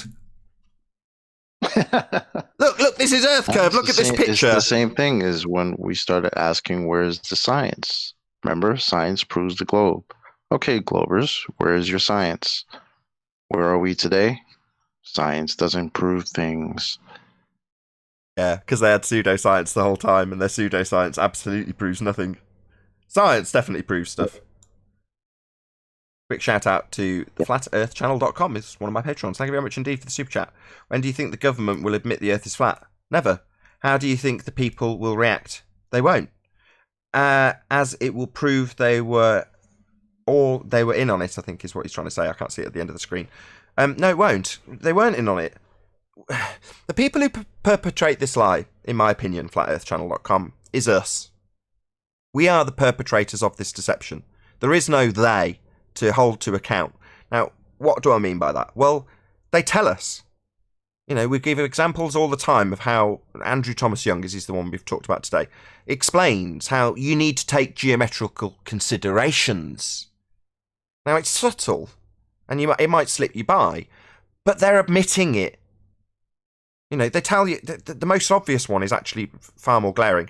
It's the heliocentric model. They're not deceiving you. It's a philosophical standpoint to view the Earth as a sphere, a way of conceptualizing the sky. That's what it is. And it's aptly described as a model. Now, while we might fight here all day long, well, that means it's real. No, it doesn't. But all of us were, at least some level, aware that it's a philosophical viewpoint. And if you were to go to the effort of actually looking into it in any sort of detail, you'd find precisely that it's explained in that way. We're not having to make up citations like Craig does when he straps on little bits of text to the end of videos. We just go to the rhetoric, dig out what they say, and they tell you all of our refraction's done on a flat plane. But when we're thinking about Earth being a sphere, we take sphere considerations. I mean, you don't have to read between the lines much. Therefore, it's us who will go out and say, well, that means Earth is a sphere. We do the work for a they that doesn't exist, in other words. There is no they. There's a Cavendish who came up with a fanciful quote-unquote experiment that it isn't to prove gravity to get around a problem in this model, but that's one dude. Well, there's many, many, many one dudes. Well, do you go and dig up Cavendish? Well, no, of course not. Do you blame him entirely? No. Do you blame anybody else, like, again, Thunderf00t, because he's perpetrating the sky vacuum lie at the moment? Does that make him solely responsible for the sky vacuum lie? No. But as individuals, we are the people who perpetrate the lie. And if we were to go to some government body and say, you lied to us about the Earth being a sphere, they go, what the hell are you talking about? That's just how it's written down. Look, it's in this book. In other words, they probably wouldn't have the vaguest clue what you were talking about. And the fact that we've woken up to the reality and realised, oh shit, consensus is against us with a complete nonsense that the Earth's a sphere. Well, unless you're a flat Earth evangelist, so what? You know the nature of reality. It's quite wondrous. I take that as a massive plus. But do you need to chase down somebody to blame? Blame yourself. Sorry, flatearthchannel.com, if that offends you. But it was all of our own faults. We all deceived ourselves. We didn't do enough investigation into it. And if we had, it'd have laid it out like Andrew Thomas Young does. Geometrical considerations. Oh, right. Why do we need to do that if we're standing on a sphere? Well, we're not. It's just a model. And they made that clear. Shout out to Retro Bill. Enjoying the show with my wife, Joanna. She sends a big shout out to baby Clover. Oh, she's not here at the moment, but I'll tell her when she gets back. Retro Bill. Thank you very much indeed for the super chat. Really do appreciate your support. I hope Joanna's been enjoying me berating Globeheads. Like, more so than normal. It's Friday. Not just him. It's even NASA themselves and their documents. And not just NASA, Army, CIA. They all have documents where they clearly say that they assume the Earth to be flat and stationary when they put vehicles in the air. Right? When they design their shit, they all take it as flat and stationary. Now, why would they do that if that's the exact opposite of what we live on? No, they don't. Is that right? No, they don't. So planes account for drop. So planes account for drop. Well, when you trim... Sounds like you're stuttering. So planes account for drop, do they? They account for trying to keep their altitude the same. That's how they go along. And that's not accounting for drop, though, is it? So that would be a no, then. So planes do not account for drop. They do that by just keeping their altitude the same. Keeping their altitude the same isn't accounting for drop. You seem to be double-speaking pretty quick. This was fun, wasn't it? Well, you don't understand what you're talking about. I don't understand what I'm talking about. I'm asking a question. Does it account for drop while they maintain level flight? Well, okay. Is that accounting for drop? Yes or no? Let me stutter away. Yeah, I don't mind letting you stutter away while I have you over a barrel immediately with the fact that planes do not account for drop. Neither does Google Earth. Interesting, that, isn't it? Yeah, it's interesting that we describe us as having sea level as well. Isn't that interesting? Planes don't account for drop. We've got sea level. Google doesn't account for drop. But what? You need to stammer and stutter a little bit while I hand you your ass? Yeah, go ahead. Scaredy cat. Scaredy cat? Oh, beautiful. Yeah, they are projecting their fear, aren't they? Yeah, they are. You were right, Arwin. I got him over a barrel immediately, and now he's claiming I'm scared of him. My God, should I put the camera on when I'm looking like I am, with my feet up? Like, literally couldn't be any more relaxed. But no, definitely not scaredy cat. Scaredy cat. No. Planes don't account for drop, Rumpus. Scared of my answer, not you. I think I know what Rumpus is trying to say. I think he's just assuming our base drop on a geometrical model, and just assuming that when you go in a straight line, the curve just happens, even though you're literally going in a straight line. So I think he's just assuming our base drop. No, it doesn't go in a straight line. Does it assume drop? That's delusional. What about Oh, drop? wait a minute. He said planes fly in a straight line. I could Real answer. Wait a minute. I could answer. Did he say that? Planes Oh try- my god! Planes Just trying a straight answer. line. Yeah, they do. Yeah. No, apparently not. No, I'm not going to get a chance to answer, am I? All right, here we go. Aeroplanes are trimmed to maintain the same altitude, and to do that, they curve with the curve of the Earth. So they account for Very drop simple. then? Effectively, yes. Effectively? Effectively sounds like a weasel word there, doesn't it? Last time we used that word, it meant fictitious. Fictitious Wait a curve? minute. They account for the Hold on. fictitious drop. I remember It's a that. necessary There's a- consequence of maintaining your altitude. What? So it's a There's a necessary contradiction. contradiction that to maintain level flight without drop, you're going to assume that it's just accounting for it anyway. That sounds like a glaring contradiction. Necessary consequence of Yeah, of assuming a globe. We understand that. Being level and having no drop is a necessary consequence of you assuming a globe when you're not accounting for any drop. if you I think I maintain your totally called altitude, it. you will curve around with the surface of the Earth, and that's what they do. But that would be So, accounting for drop. That would mean that you've got to scrub up Effectively, altitude. they don't have to do it direct. Oh, go on, shout like a bitch. That would mean you've got to scrub off altitude, though, wouldn't it?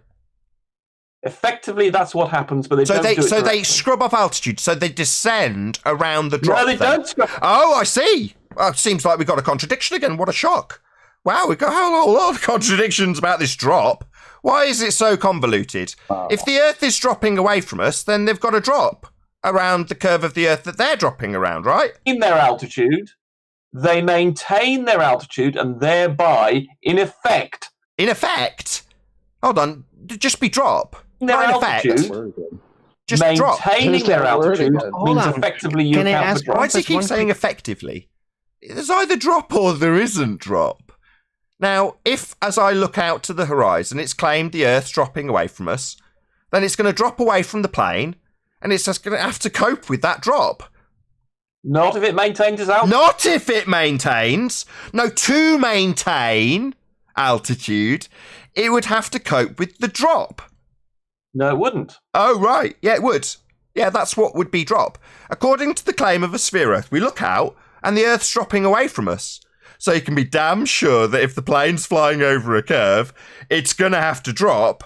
But what Rumpus is now going to do, ladies and gentlemen, is explain why it doesn't have to do that. Because we're surrounded by fundy zealots who justify why we don't have drop. It trims itself. Yeah, we've heard that shite over and over again. It trims itself to maintain level, and I'll assume a sphere Earth, and therefore not account for drop, because it's automatically accounted for. Effectively, we've already accounted for it, because we've effectively assumed we've got a sphere when the Earth's flat. Maintain altitude. It trims itself such that it doesn't. Keep just saying the same thing, so let's just establish Nathan, from if it goes up Neil, slightly, if he's not listening the to air me. pressure decreases, and Neil's that means still the here. lift is reduced. So they He's not dip listening to down me very anymore, is he? slightly. He hasn't listened and to then any it of my carries on responses, has he? In that mode. He hasn't listened. Well, you has don't he? let me talk. It's because keep you on haven't over listened to any of talking, my mate. I'll never responses. get a You've chance to talked through answer. them all. How And you're about still we not take listening. turns, Nathan? How about Yeah, this is that? what they're going to And then do. you can listen to Yeah, me, this is the and end. I This can is the listen end to of the you. barrel. How about This is that? the end, isn't it? It's the end. How about let's take turns? No, I know you're scared of me You've not listened to talking. a word I've said. I know you're I've scared of me demolished you. You talking, just haven't Nathan. listened. So you don't want me to have Scaredy turns cat, talking? scaredy cat, scaredy right, cat, scaredy cat. So I've already I'm not given you a scared. I'm rebuttal. happy to talk to you, Nathan. Yeah, scaredy You're cat. You scared to keep talk to talking. me. This is you being scared. You're scared to You haven't talk got a to me. rebuttal. You're scared to debate. Yeah, me, yeah, aren't yeah. you? You're not going to do that. I'm going to do that to you. Because all he's done is talk non-stop so he didn't have to respond to a word I said. Because he has nothing. Nothing. So when I point out there's no drop, and the planes definitely aren't accounting for them, first thing he did was go stutter, stutter. Because he had to quickly think, fuck, we're at the conclusion where I'm screwed.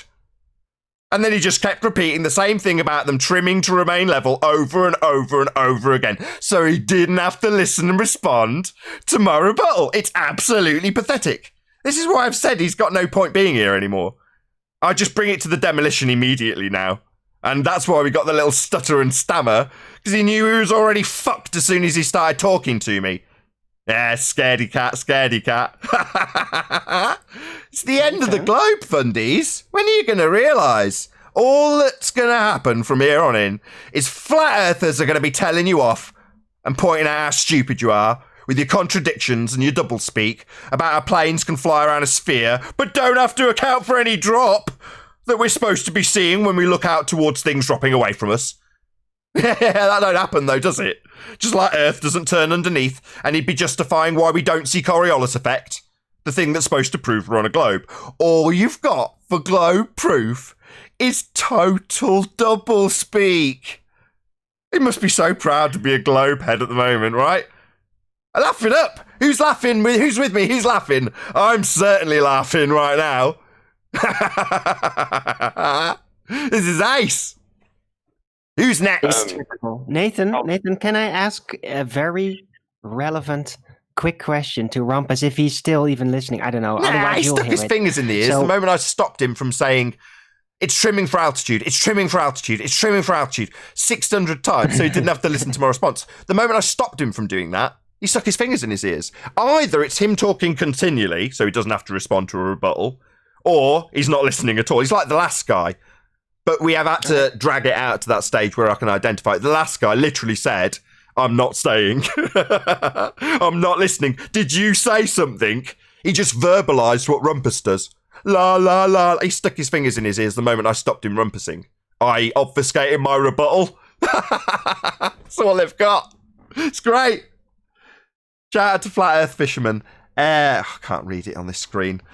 Someone else super chat so I can read him. No, I'm only joking. Let's see if I can scroll down. Every survey of every piece of property on Earth is measured using horizontal distances. Thank you very much for the super chat, Flat Earth Fisherman. Right. Thank you, can, Owen. can I ask my question? If Rumpus isn't listening, then I want you to hear it at least. Go ahead. Okay. So when Rumpus made that statement about the drop of the plane, right? When he was saying that, was he saying that based on Euclidean geometry or circumdicular geometry? Circumdicular. Shout out to Al Junkie, who says, Rumpus claims radius must be on drugs.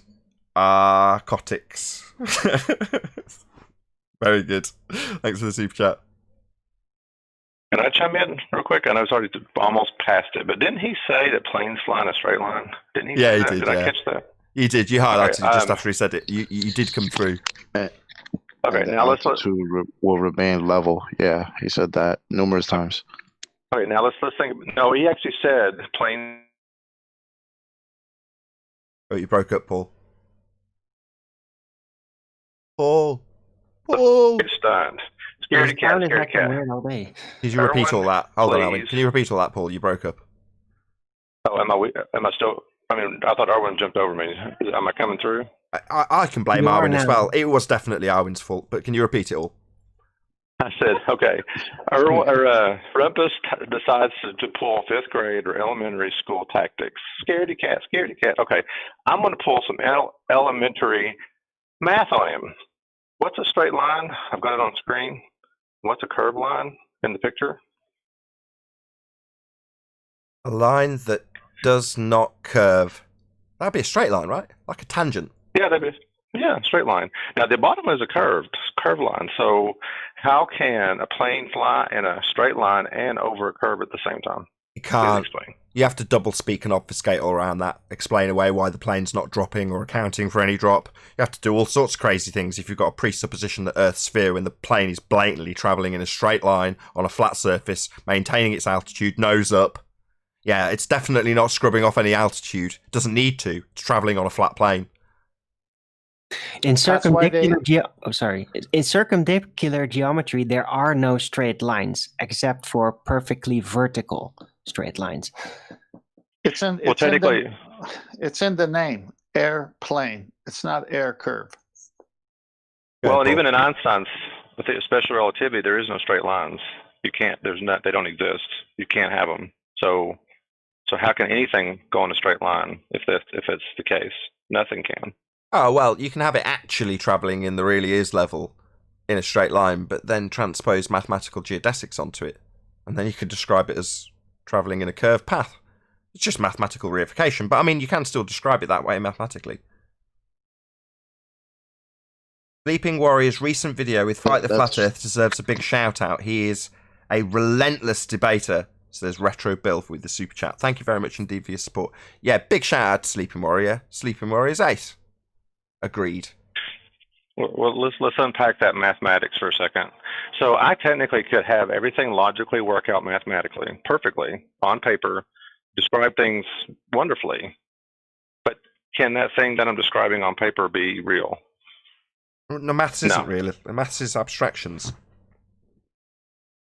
Maths is abstract. So math describes things, right? We've talked. I think we said that on the pre-show. Well, I can describe things with language. I can describe things in detail with colors and flowers and smells and all this fun stuff. But my pink unicorn still exists in my backyard. That poops out Skittles or eats Skittles and poops out cupcakes, even though I described it perfectly. I'm sure you can calculate it perfectly too. But no, not on the really is level, I'm afraid, Paul. Quick shout out to Flat Earth Fisherman. How many straight lines does it take to make a ball? Really appreciate your support. Thank you very much indeed for the super chat. Flat Earth Fisherman. And with that, I'm going to say, if you are watching this on either Nathan Oakley 1980 or Nathan Oakley premiering streams, then stay tuned, as there will be an after show to follow. Unfortunately, if you're watching this live on Nathan Oakley 1980, this is where we bid you farewell. A huge, massive, enormous thank you to both Discord and G+ panels for making today's live show possible, and of course, massive thank you to all of you who smashed the super chat, liked, commented, shared, subscribed, and all that good stuff. Be sure to check out nathanoakley.com and the Flat Earth Debate Forum to keep up to date with the community debate. Once again, stay tuned if you're watching on a premiering stream. I've been Nathan Oakley, and I'll see you all in the next video.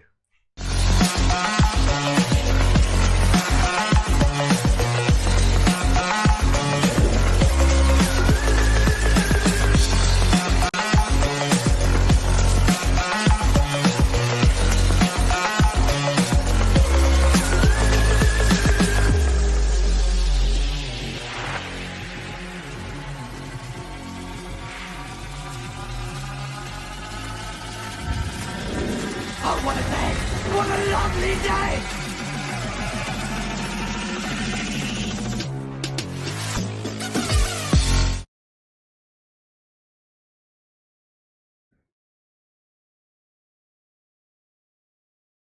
Yeah, whenever Nathan says that housekeeping question, it reminds me of the commercial for the Tootsie Roll. What, Molten Iron Core? Yeah. I said, how many licks does it take to get to the center of a Tootsie Roll Pop? it's ingrained in my mind as a kid in the commercial. And then that housekeeping question, but the Molten Iron Core is so close to it.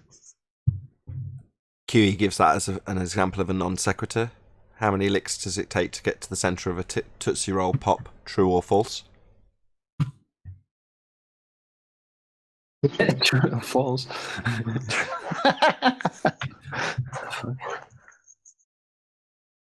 Yeah, it's stupid when you have to answer yes or no to an open-ended question. Right.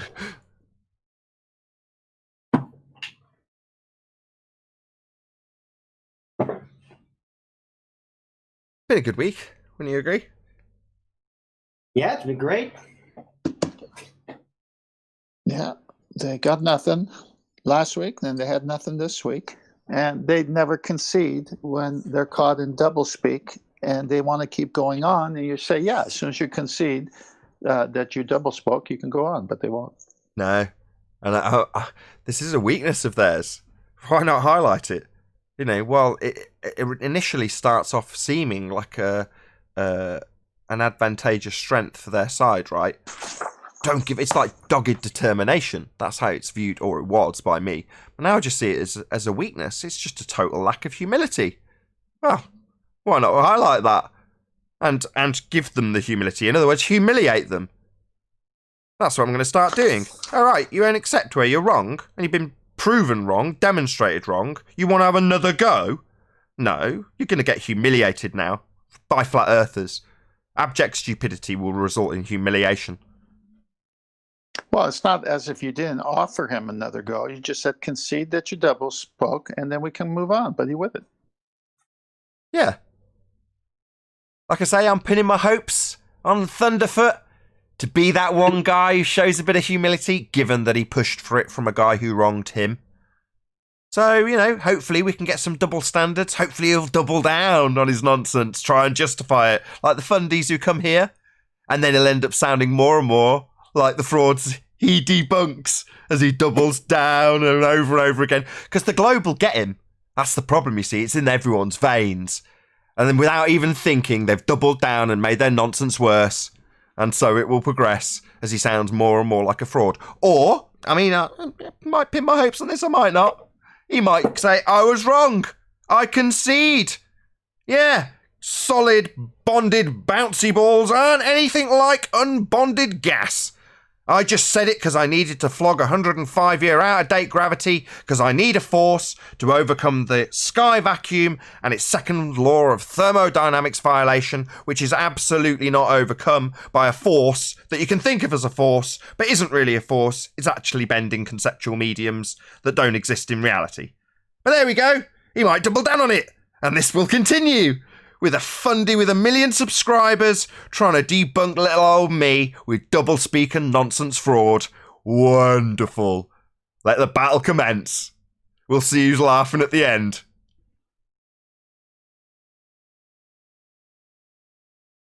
Yep. We tripped that guy up. He thought he had something. What was that first guy's name again? Oh, I can't remember. They're all the same to me. Mr. Super Guy. The Super Guy. Super Guy got tripped up when Nathan and I were having a back and forth when I was saying their R has to be real. If they're going to claim to be on the sphere, they have a radius, and their R has to be real. There must be measurable horizon that blocks the bottom of things based on observer height. And that's when he came in. He thought he had something. Yeah, it didn't take long between you and Paul to get him justifying why we don't see a physical horizon and telling us it blocks boats and buildings. It didn't take very long. Yeah, Paul had a direct question that totally tripped him up. Not exactly a gotcha. It's not exactly a gotcha, though, is it? Does your geometric sphere edge horizon apply as per your geometric sphere edge horizon geometry? It's asserted to block boats and buildings in this maths. Oh yes, definitely. But give me a minute, I'll just explain for the next 10 minutes why we don't see that exact thing.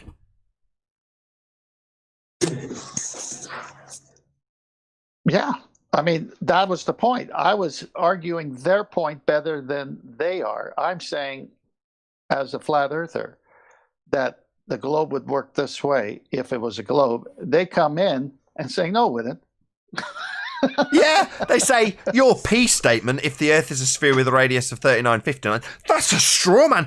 Or like this, the guy's opener, his question was, who claims that we've got this physical sphere edge horizon? And I was like, well, people who think they're on a sphere with their Earth curve maths that says it's blocking boats and buildings. Then he was like, well, I think I'm on a sphere. It's like, well, you think it? Well, I'm actually thinking slightly differently. It's like we give a shit. Yeah, it's pretty much set in stone, mate, for your geometry. Like we care what you think the horizon is. It's claimed to be a sphere edge, blocking shit. So like it matters what you think. Yeah, it's funny when they say their radius is a straw man. It's like, bro, this is your radius. What are you talking about? You've been trying to presuppose this nonsense and assert to us that this is real all this time. We finally say, okay, if it's real, then we have a certain measurement of a horizon that you can't exceed. It exceeds it, and now they say, oh, we've never seen that horizon. What? How does that work? And then we end up with what's better when you, Chocolate, recite the current history of their argument. So do you remember when you did this at a past show? And I'm sure others have done it too, but you said, wait a minute, in the past when boats were looking like they were disappearing bottom up, we said it was angular resolution, it's refraction, it's optics. You said, no, it's Earth curve. Now, after the Black Swan, they say, no, it's not Earth curve, it's angular resolution, it's refraction, it's optics. Exactly. We're in bizarro world right now with this. It's insane. But at least, we've helped them come to grips with, yeah, you have no geometric horizon, aka Earth curve. I don't know if they're come to grips. They're Sorry. in shock. They're in shock. They still don't accept it, but want to Well, fight we're trying for to it. help them because they've admitted it, though. This is the first step. Well, First some step is have. admitting it, right? Well, some have. No, they say it's there. You No, just they've can't see admitted that they can't see it. Yeah, right. this, They say it's there. You Well, can't see it, that's but it blocks things. okay. This is the. I've just kept it on screen so we can discuss it. So this is Andrew Thomas Young's diagram, and what this basically depicts is the problem that they've got. So I'll start by stating a fact. We only have one horizon. It is the visible. That means you can see it. Demarcation between either sea or land and sky. That is a horizon, singular. We have only got one. Now, this side on, now we call it Muppet vision, it's actually orthographic view, gives you a representation of this point here. You can see it with my mouse, not in the Hangout, for the audience only. This point is you. That's the side of your own head.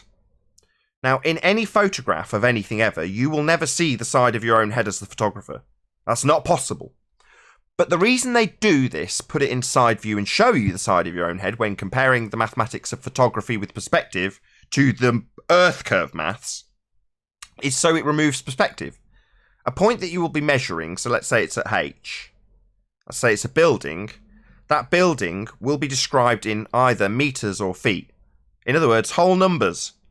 So if it's a 20-foot wall, it will always be a 20-foot wall, even though this is representative of several thousand miles. Therefore, according to this diagram, we're looking at a 20-foot wall, and the only thing that's obscuring it would be the geometric horizon at G. Now, G, according to this diagram, isn't visible. Now, G is the tangent point for the geometry, which is why it's marked, even though it's not visible. It only exists in the maths. Now, bearing in mind, as Arwin detailed earlier, a geometric horizon is a consequence of having a sphere beneath your feet. We must have one if we're on a sphere. But to get around the fact we've debunked us having a geometric horizon, we're now A, told we can't see a geometric horizon. It only exists in maths. But also that what we can see is a second horizon. So they assert that we do have a geometric horizon. That would be a demarcation point between either sea, land, and sky. But the geometric horizon, that demarcation point that's visible, cannot be seen. It's still absolutely required to do the geometry in this maths. It's the tangent point for the geometry, which is why they've got a dotted line drawn to it. Because it's absolutely necessitated to do geometry, but yet they're telling you with this diagram that not only do they not have it, you can't see it, for this dotted line to be used for the maths, they haven't even got the dotted line, the tangent, the straight line. It's a bent line to a non-physical location at H, a second horizon. Well, we've only got one. This essentially details the implosion of Earth curve geometry. We can't see a geometric horizon, yet this point at G that we're told we can't see is simultaneously asserted to block boats and buildings into the distance when they remove perspective. So this idea of having a 20-foot wall and it's 20 foot here, 20 foot here, 20 foot right in front of you, well, its angle, the size that it's represented in angular size, gets smaller the further it is away. But by putting the diagram in its side for the Earth curve mass, it removes perspective and simply asserts that the same effect is Earth curve, even though we can't actually see this point at G anymore. As I say, it's the implosion of geometry. You need a geometric, physical sphere edge, a tangent point that you can draw a straight line to do Earth curve geometry. And if you haven't got it, just a dotted line in some mathematics, you don't have it. You don't have an Earth curve edge. If you don't have one and you can't see it. So it's the end. That's it. Game over. Earth curve geometry debunked. If you can't see this point at G, you can't derive R. And Al-Biruni is asserted to be seeing this dotted line and deriving this dotted line that's R, the R value, radius. Earth radius is claimed to have been acquired by Al-Biruni doing this, but yet apparently we can't see it. So it's a complete contradiction. You can't both see it to measure R, to give you the maths, to then assert that you can't ever see it. So it's only been seen by Al-Biruni to give you the maths, for it then to only exist in the maths, so you can derive everything we ever see from it in side view without perspective? It's horse shit. We don't live on a sphere. Earth's flat. Word. Word. That's why it's a thought experiment. It's not real. And why did they just start telling us that we can't see the geometric horizon? Black Swan. Black Swan. That Black Swan is the best hitman of the globe ever. But apparently they moved the bar even further, because apparently it's not even invisible, it's also non-physical now. Non-physical, invisible, never to be measured, geometric sphere edge horizon that blocks boats and buildings and is quantifiable with the geometry of how much the physicality blocks it with its non-physical, non-measurable, non-visible Earth curve edge. I think I may have a revelation. Only existing in the math. Guys, I think I may have a revelation here. I think that maybe the geometrical horizon is proof of dark matter. It's invisible. You can't measure it. It's not. Doesn't abide by normal physicality. Sounds familiar, right?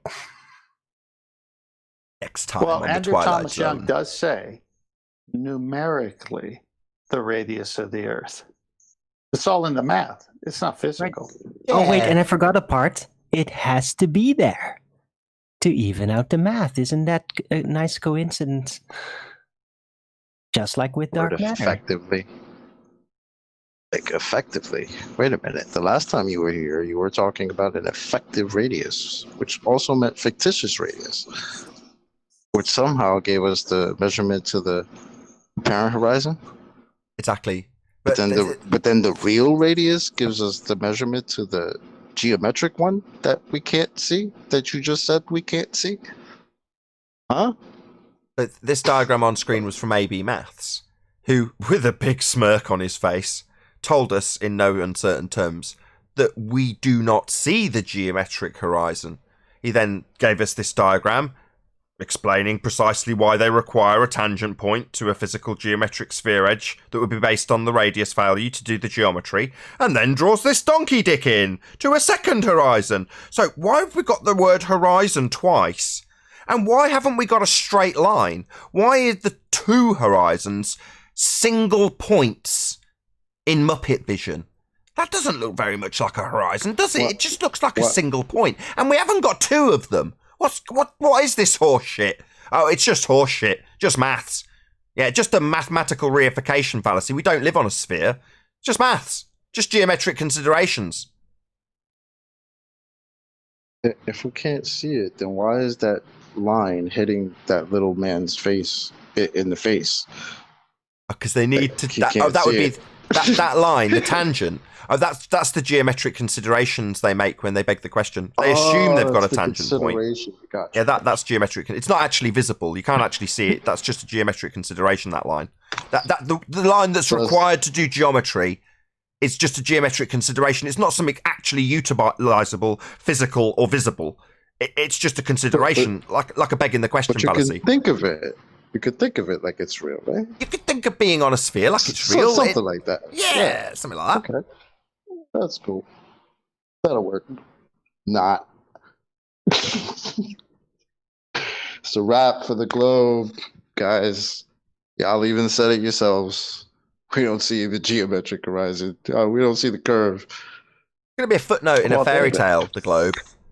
Just a story for kids, i.e., how it programmed people will end up being its death. It'll end up in a storybook. And the kids of the future will be reading about this fanciful idea of us living on a sphere, and they'll chuckle and then go about their reality on the flat plane we actually dwell atop.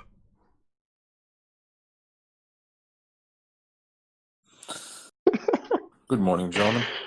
Did you discuss Anthony and this professor, also Anthony, the Sleeping Warrior, talking with the Professor Anthony, whatever his last name, I forgot.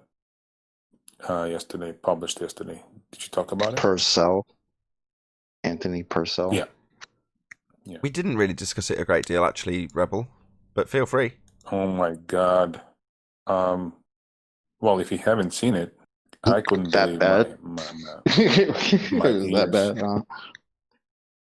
That's no. Well, I believe it's gonna be a gold mine for flat earthers for a long time, in terms of memes and quotes. Quotes. All right, I have to watch that. Yeah, what the professor was saying and the way he was behaving, I could not believe it. It was a repeat. I mean, everybody knows Anthony, Sleeping Warrior, very calm dude, always to the point. That professor just lost his shit. Yeah, he repeated his performance with Spurs. He pretty much did the same thing with Sleeping Warrior. Lost his shit at the point that he couldn't answer a question about science and the scientific method. Having a bad week. Yeah, I shouldn't laugh. It's not fair. It's not anybody's fault that they've been programmed with this bullshit about being on a sphere. And it's not anybody's fault that when you actually wake up to that fact, you're then open to ridicule, and it's generally approved of by the consensus view. The population at large thinks it's perfectly acceptable to just have a good laugh at somebody that's recognised a lie. Yeah, but there we go. That's obviously to the benefit of keeping the lie running, and perhaps we're witnessing why that is the case as we speak. So over the last few days, Sleeping Warrior and myself have discussed the nature of why these people fight the way they do. And it's because the pseudoscientists among us don't want to relinquish the power that asserting science when they don't have any gives them. And therefore, they've got something to fight for. Yeah, that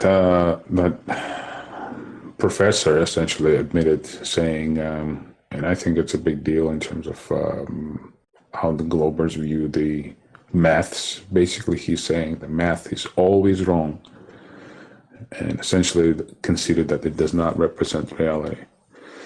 And then at some point in the conversation, I can't really quote it because I can't remember exactly how it went, but he said essentially conceded to the point that he is a technician rather than scientist. Which is, I think, what Anthony was trying to point out. Sorry to interrupt. To preempt what you're about to say, because it's happened on this show, did he demonstrate a high degree of humility, Rebel? No. Every time Anthony would pose a question that essentially would expose him as a technician or a pseudoscientist, the guy got absolutely backward crazy, man. Like I could not believe what I was hearing. Yeah. So over the last couple of days, I've been saying that the reason we are seemingly laughed at is actually out of fear. This guy has got something to lose. We're exposing frauds and pseudoscientists as mathematicians and technicians. Now, prior to that, they just had to be in a bar and say, I'm a scientist. Craig, Fight the Flat Earth, is currently perpetuating this. I've got a degree in science, therefore what I say goes. And you know what's going to be robbed of them if we continue on this path? Well, the power that they assert when they say science, and they don't have it. So we're very much a threat to these people. Yeah, that's exactly how he treated Anthony. He treated Anthony like a threat, like a nemesis. And, knowing Anthony, he's such a calm dude, man. It's impossible to get mad at him. He was just very politely stating, trying to bring discussion back on track. Even moderators, like, there's no need for name calling. Anthony was very cordial and polite. The guy he as you lost said, it like that. he was threatened. You can hear it, this, tone in the voice. The guy felt threatened. Yeah. Threatened. Yeah, you need to fear us. Because basically, if you're a pretender clown muppet who's asserting science when you don't have any, we're going to get you. So you better be scared. I think it's more like exposed. Yeah, we're going to get you. It's both. I think these people truly believe what they believe. I don't think they have like a malice intent in their mind, but really the intent doesn't matter at this point. If there are any good intention about themselves, any logical person would realize and say, "Oh, fuck yeah, man, that's right. Yeah, I'm not a scientist. Yeah, you're right. Right?" If you have humility. No. I don't know. Is he still here on the panel? Hold on, I'll just check if somebody's here. If they are, I'm going to... Dr. John D. Are you there?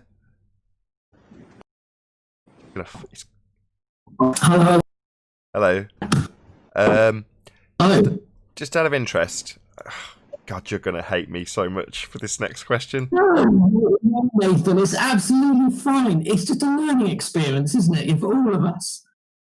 Okay, so when we first were introduced to each other, the field of spectroscopy came into question in terms of its scientific validity.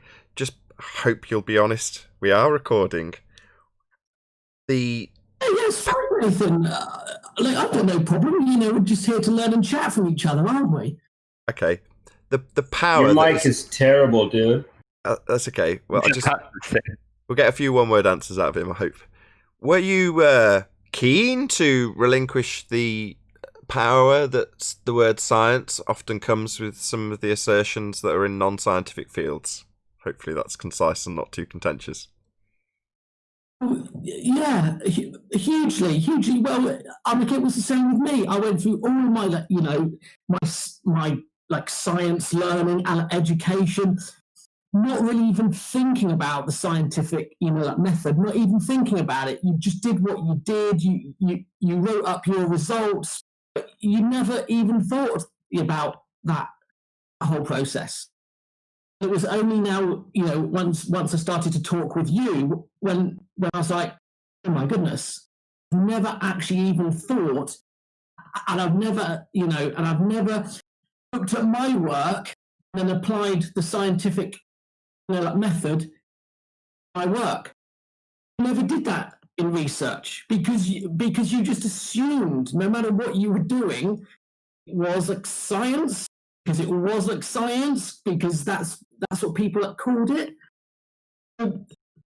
So it's never talked about. You would just, doing like science, like that was it. Perfect. Thank you very much for your answer. But then, talking to you, I was like, oh my goodness, there's a difference between just looking at something and doing like these experiments. There's a clear difference, and there has to be a clear difference. Because doing those experiments, it's a cause and effect. You're looking, to prove that cause and effect, or disprove a cause and effect.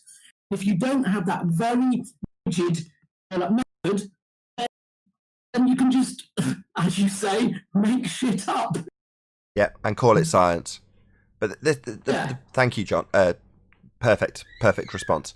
My point was going to be that there's going to be a crossroads that anybody who, up until this point, where Rebel was talking about malice of intent, well, there's going to be a crossroads where somebody like Anthony Riley points it out to Mr. Purcell, and he either has to go, oh shit, what I've been calling science isn't an adherence to the scientific method, and if I continue to call it science, it is actually me knowingly punt pseudoscience, because calling it science when it's not adhering to that method makes it pseudoscience. Now, that moment, you've got a choice. It's a red pill, blue pill moment. Either you go, shit, I can't now use this magic word to get people to respect my authority when I just state something. Or, I want to keep hold of that power. Shut up, flat earther! That's your choice. Yeah, essentially. The weird thing is, which is what I don't understand, is that if you're doing something useful, then it doesn't matter whether it's science or not science. It's something useful. So what? Like you will be paid. Yeah, I totally agree. I mean, I had to disclaim this because I didn't want anyone to get the wrong idea about my notions about Thunderf00t. I think he's a good YouTuber. I think he does a good job of debunking people. His numbers add up.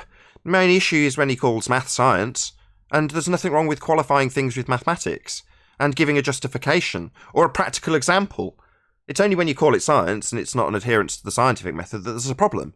It doesn't mean that once that problem's pointed out, if it continues, then yeah, that is a problem. But people are just part of the vernacular is, testing tyres, seeing how much wear there is, that would be making a measurement, maths, and calling it science.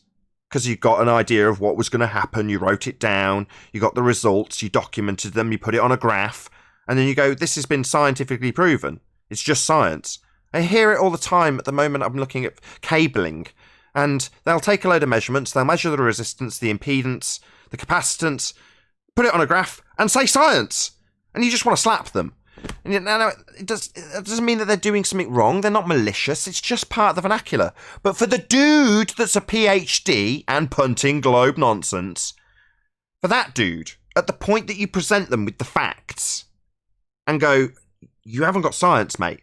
If they rebel and go, no, and spit out the red pill and go, fuck you, I want to be able to tell people I'm a scientist because I know how much that lends credence to what I say. And I like that. It's really cushy telling people what's what and asserting my authority like Craig Flat Earth did. No, I just disregard what you say. I am more educated. And in science, and that word means empiricism. And I've got that, so what I say is empirical. You will accept it. And it's like, no, we're just going to rob that off you. So yeah, it's a good reason to fear us. And fear us they do. It's becoming more obvious as time progresses. Another strange thing is that people seem to have this urge, to be called like scientists. Like no one's a scientist. Science is just a process you do as a human being if you want to prove or disprove that relationship, that cause and effect relationship. No one is a scientist. It's just a process. You might see something and go, oh, I wonder whether there's that relationship there. So I will now use the process of science. Once you stop using that process of science, well, then you're not doing science anymore. You're not a scientist. Exactly. It's just a process.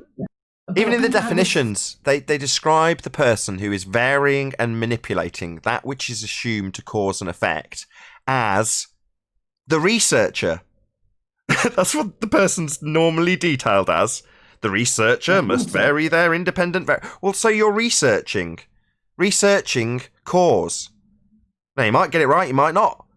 But that method, as absolutely and accurately described by Dr. John Dee, is just that. It's just a method.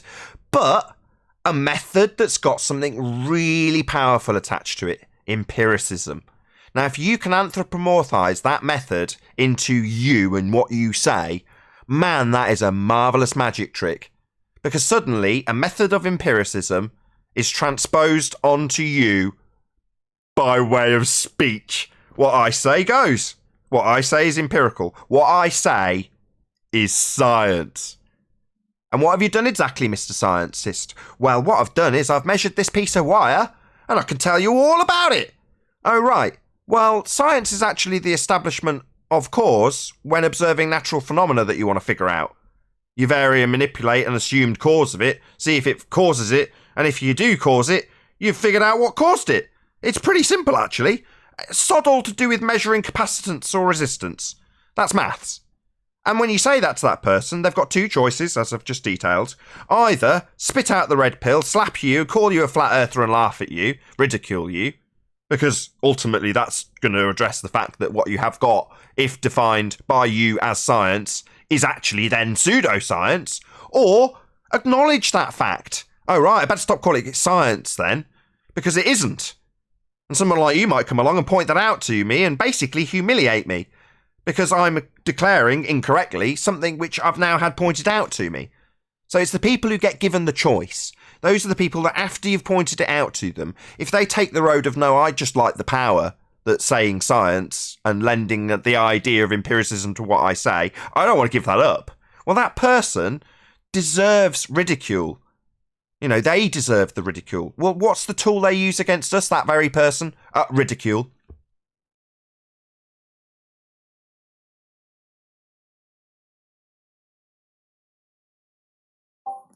Yeah, agreed. I mean, you know, even when doing my PhD, but only a very small part of it is like science. Once you've found out your certain thing, you're then spending a year like doing that same like reaction over and over, again to get your final set of like results. So a very small part of it, you are doing something new, looking for that, like cause and effect, like relationship. After that, you're just then like repeating, just to prove you've got that cause and effect, relationship. So most of my like PhD, I was just repeating the same thing. So like the science had been done. It was then just like producing those like concrete like results. Like that was it. Like technician. So for a year, I was a like technician. Anyone like could have done the same thing as me, just like standing there repeating, using the spectrometer to take like those results. I was a technician for more than a year. That's fair enough. I don't have a problem with that. But obviously, like some people like do.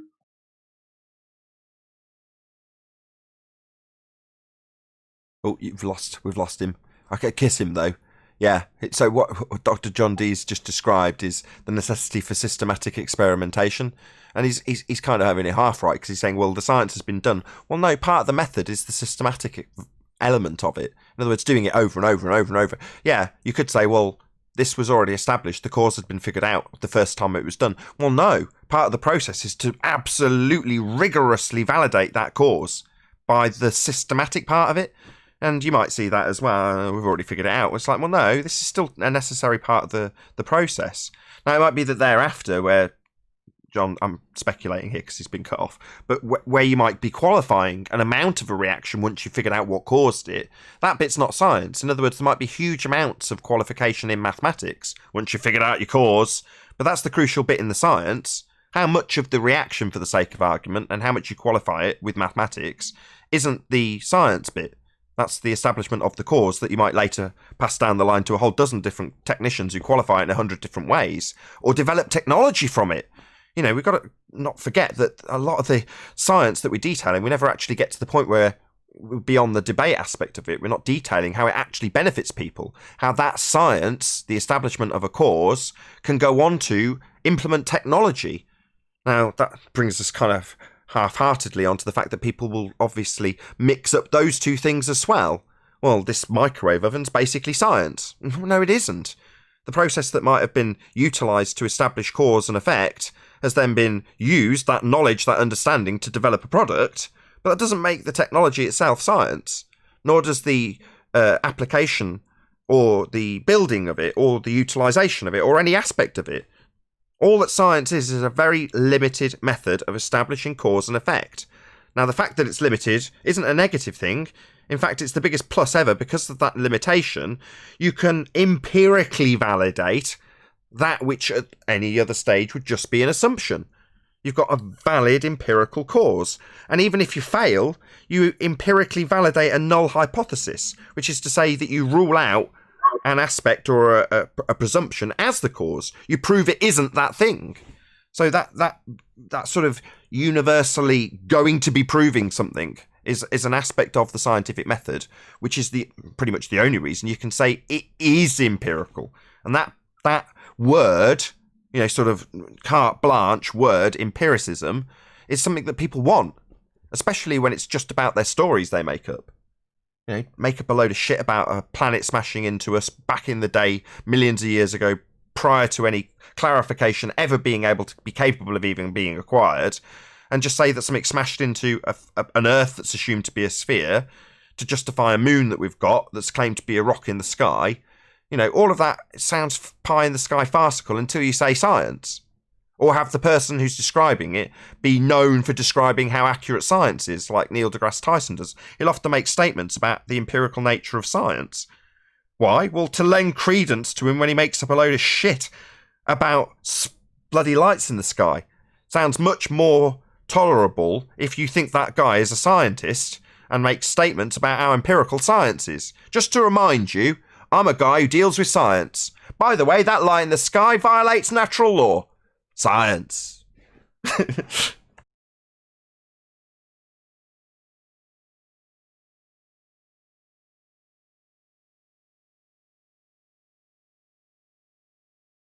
Oh, cheer up, everyone. It's Friday.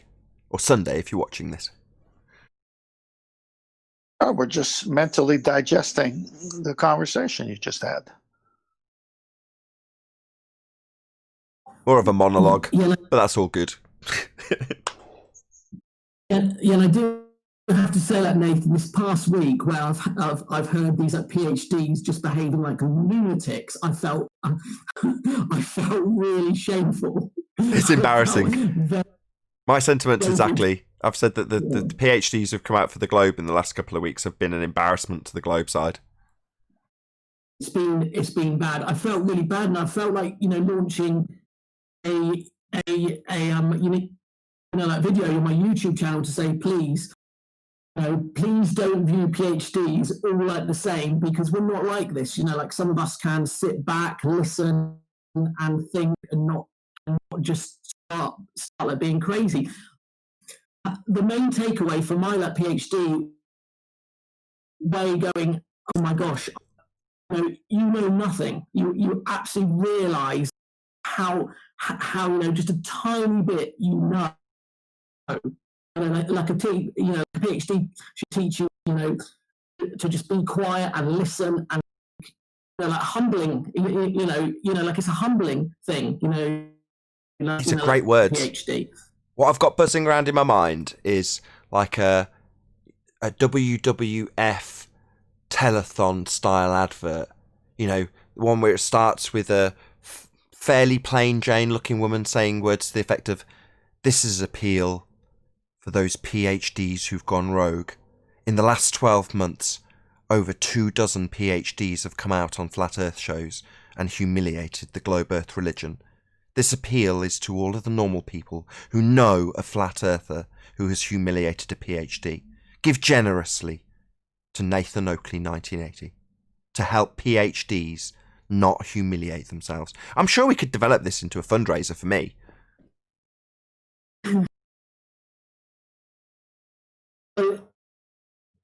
It's the same with me. So I did my PhD in spectroscopy, but if you say to me now, what's light? I really have to put my hands up and go, that's a really fascinating question, because I have no idea.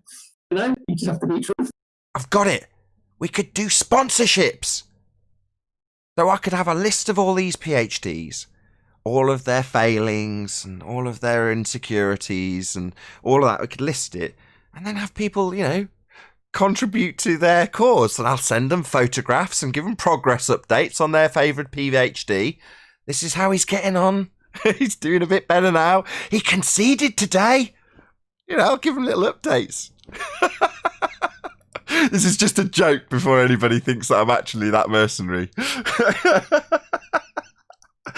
Give generously to a PhD. Then we can throw in a cause, right? We could add help. What we could try to fund the finding of the geometric horizon.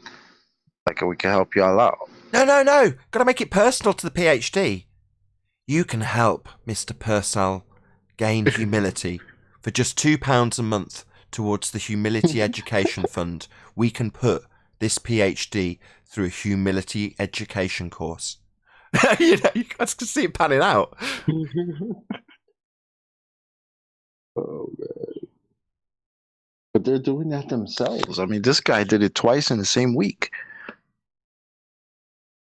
Picked a hell of a week to get into flat Earth. Where is he on the 5 stages of loss, do you think? Obviously, he's got to the bargaining stage, but did he regress? Is this a sign of depression, or is he moving on, do you think? Anthony and I are both in two minds. £2. For an extra £2 each month, we can send him to a 5th grade general science course to square that science acumen away. But like, what is that? You're not wrong. Yeah, I don't know what it is, but it's well worth watching. I encourage everybody to go watch it. Yeah, I might have to go watch it. Yeah. I think it's on Sleeping Warriors It's gonna channel. be- He's published it. I think he simulcasted it, or he recorded it and then published it. And Nathan, is Anthony your friend? Anthony, what? Is Anthony your friend? No. Sleeping Fuck Warrior. that ball-washing bastard lawyer.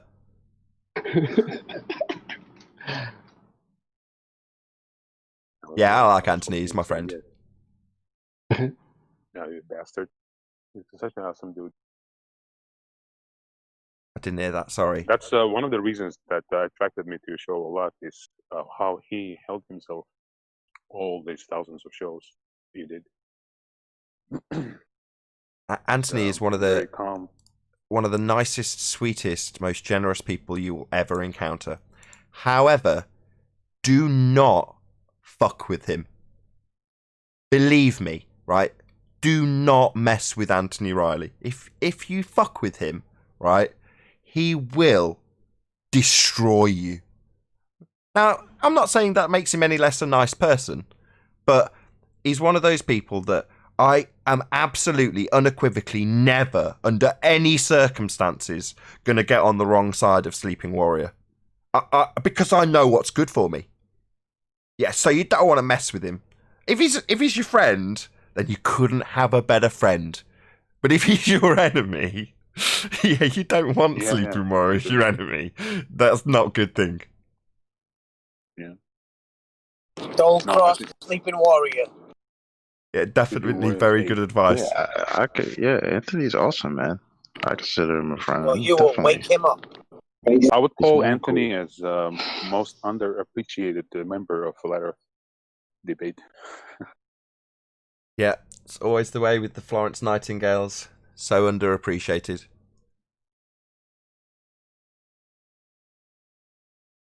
He is though. I'm not being sarcastic either. Often he'll go out of his way to like help somebody out set up, say, their YouTube channel, and he'll literally be driving out to their house and setting up their computer and things like that.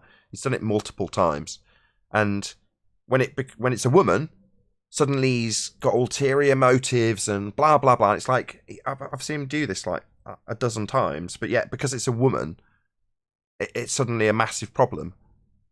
And you're like, what the hell? Nobody acknowledges the fact that he's gone out of his way, often spent money out of his own pocket to help people get better YouTube streaming. In other words, if you want to look at it that he's sort of self-motivated, which he isn't, but for those who just want to view it that way, he wanted to up everybody's game, including mine. So he's like looking at the general broadcasting standard, if you will, on YouTube, and he's going, this needs to be better. We need to up our game. So he's then gone, yeah, could you maybe stream without it constantly breaking up? Oh, well, I've only got a laptop. Well, then let's remedy that. And then he goes out of his way, like I say, sometimes out of his own pocket to actually sort these things out for these people. Now, I'm not saying any of them are ungrateful, but nobody outside of those people, I'm sure, are grateful. You know, offer him any recognition for it. And he's basically just doing it out of the goodness of his heart. That's what I mean by you couldn't have a nicer friend. You know, because he's not asking for anything 90% of the time. By that I mean he might ask for a cup of tea or something. Is he on the panel right now? No, he's not. I wouldn't be sucking his dick this hard if he was here. No, I actually thought he was here. No, I'm being serious. Like, you guys have to watch that show yesterday. It's unbelievable. Hey, Nathan, can you go to Master B? I posted a picture and a site underneath the picture. Done. It's on screen. Okay. Yeah, let me get there myself so I could. Soil so the structure, picture right? here, Soil the picture structure. here is soil structure and the different levels of soil structure. So they've used the word horizon in describing the different layers of soil, right? Now, I only show that picture because the very thing below it is a glossary page. And are you there? You want me to go to the glossary page that you posted straight after? Correct. Okay, yeah, that's up. One of several lines, okay, this is horizon. One of several lines or planes used as reference for observation and measurement relative to given location on the surface of the Earth, and referred generally to a horizontal direction, i.e., at right angles to the zenith. Considerable contradiction exists between the nomenclatures for the several concepts of horizon. Aside from the distinctly different, and here's the separation, aside from the distinctly different geological horizons, strata of Earth material, i.e. the picture we just saw, it may be said that there are two types of horizons, Earth and sky horizons.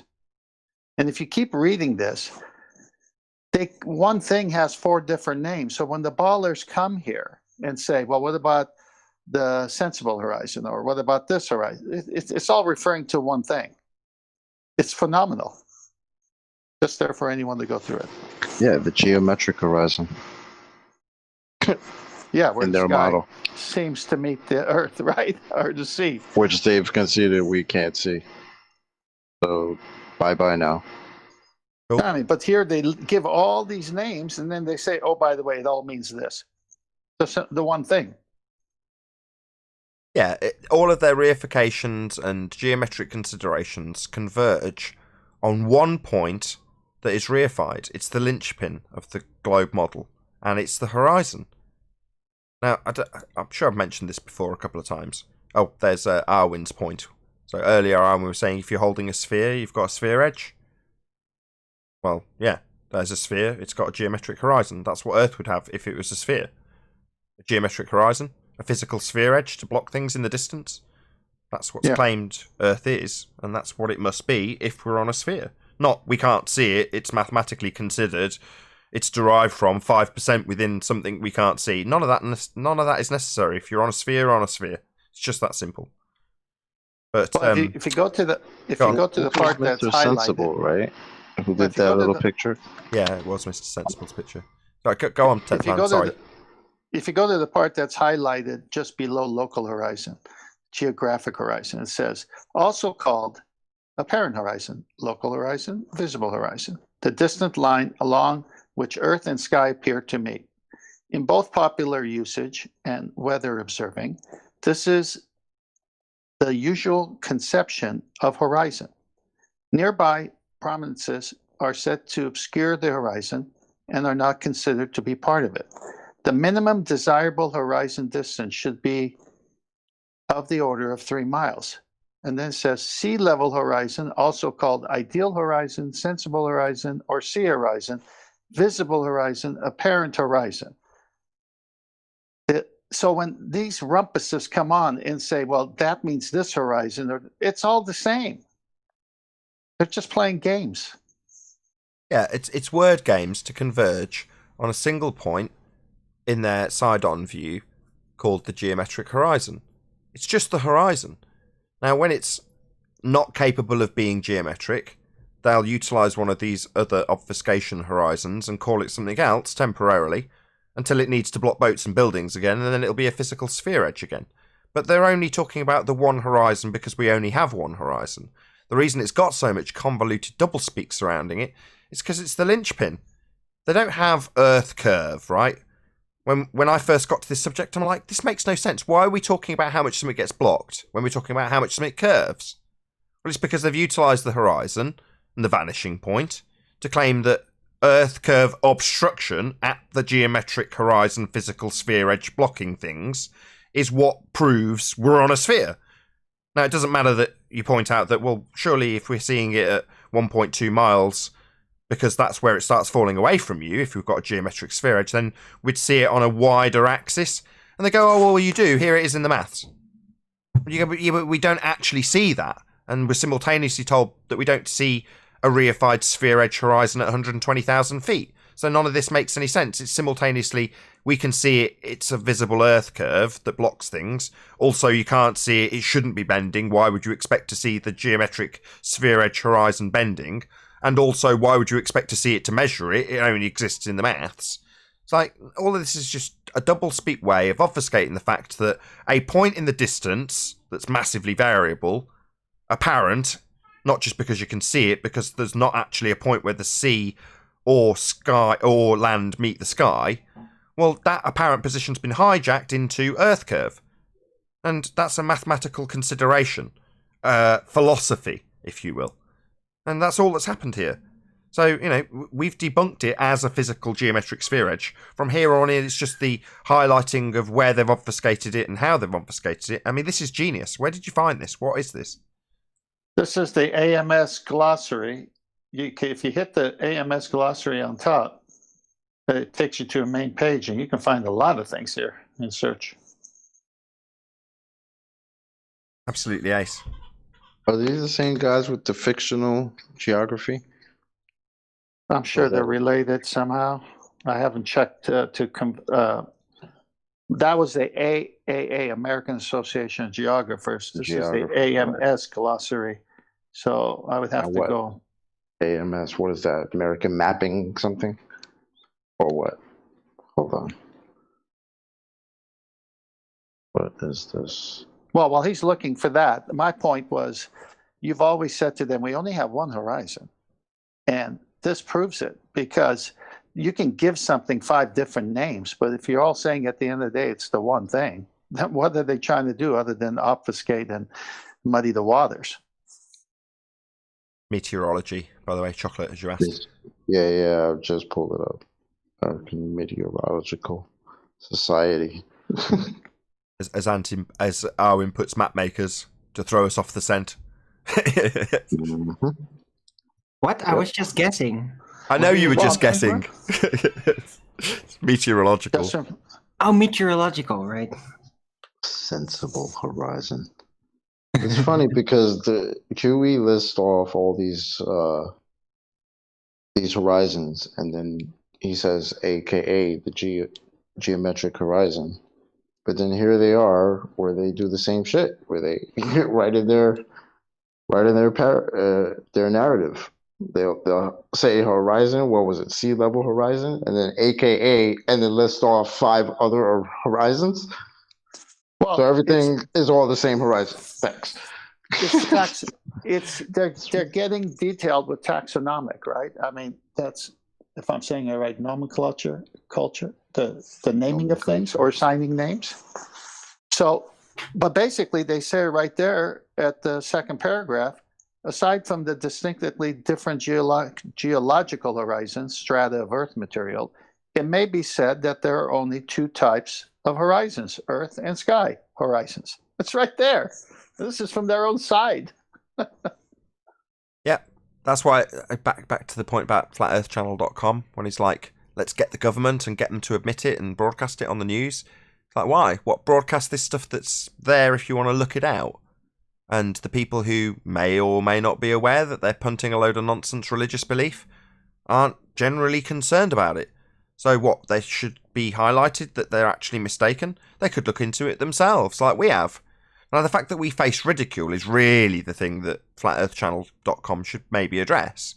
Because that's, in my opinion, regardless of what our opinions are, if we were all Bigfoot believers for the sake of argument, and it was just the norm to completely ridicule and whatever. I mean, maybe it is the case with Bigfoot believers as well, who knows. But my point is that any sort of just overt ridicule shouldn't be tolerated in a modern society. But yet it's positively encouraged for our particular branch. Well, why? Well, because we present untenable arguments as untenable from the globe side and highlight where pseudoscience and basic fraud, trickery have been utilised to convince you of just so stories empiricism when they have none. So, that for some reason means we're open to ridicule. That's the bit that should be addressed, not the globe lie. It's like, well, reactively, we sit here on a daily basis and point out where people have got fallacious reasoning.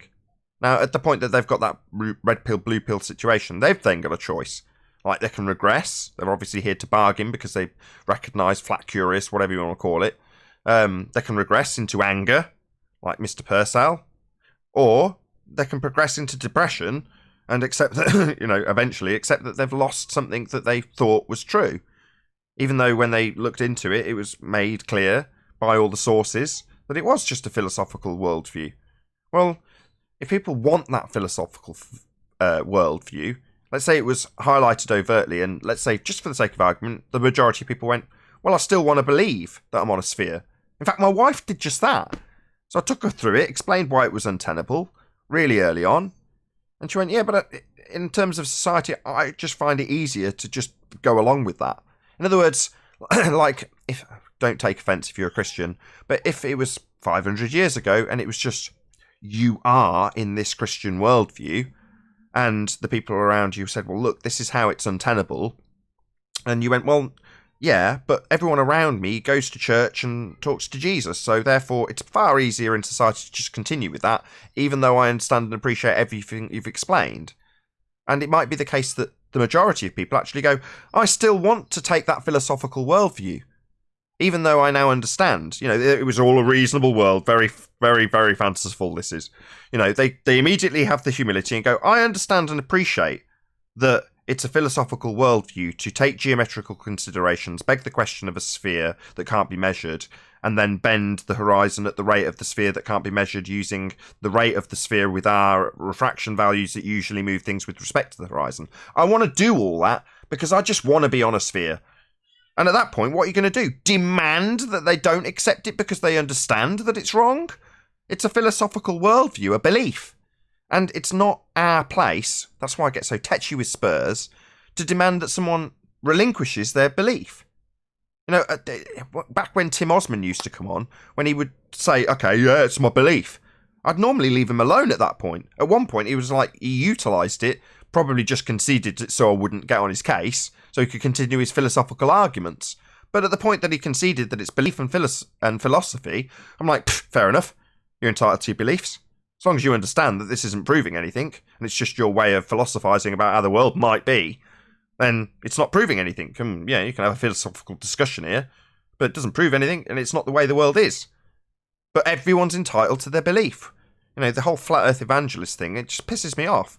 When even if it was a flat earther telling me how I should see the world, for example, well, you've got to see the sun as being some local fucking dot above a map.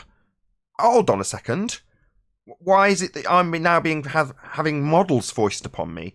That way of looking at things and flat earth evangelism just leads a new group of people down a path that has led us to being on a sphere, with people doggedly asserting it and ridiculing anybody who stands in opposition. And we've even faced it in this tiny little community. I certainly have. I assert how something might be nonsense within the flat earth community. You will face ridicule from your own side just for pointing out that something isn't workable. Ice walls, domes, little dot suns, all that crap.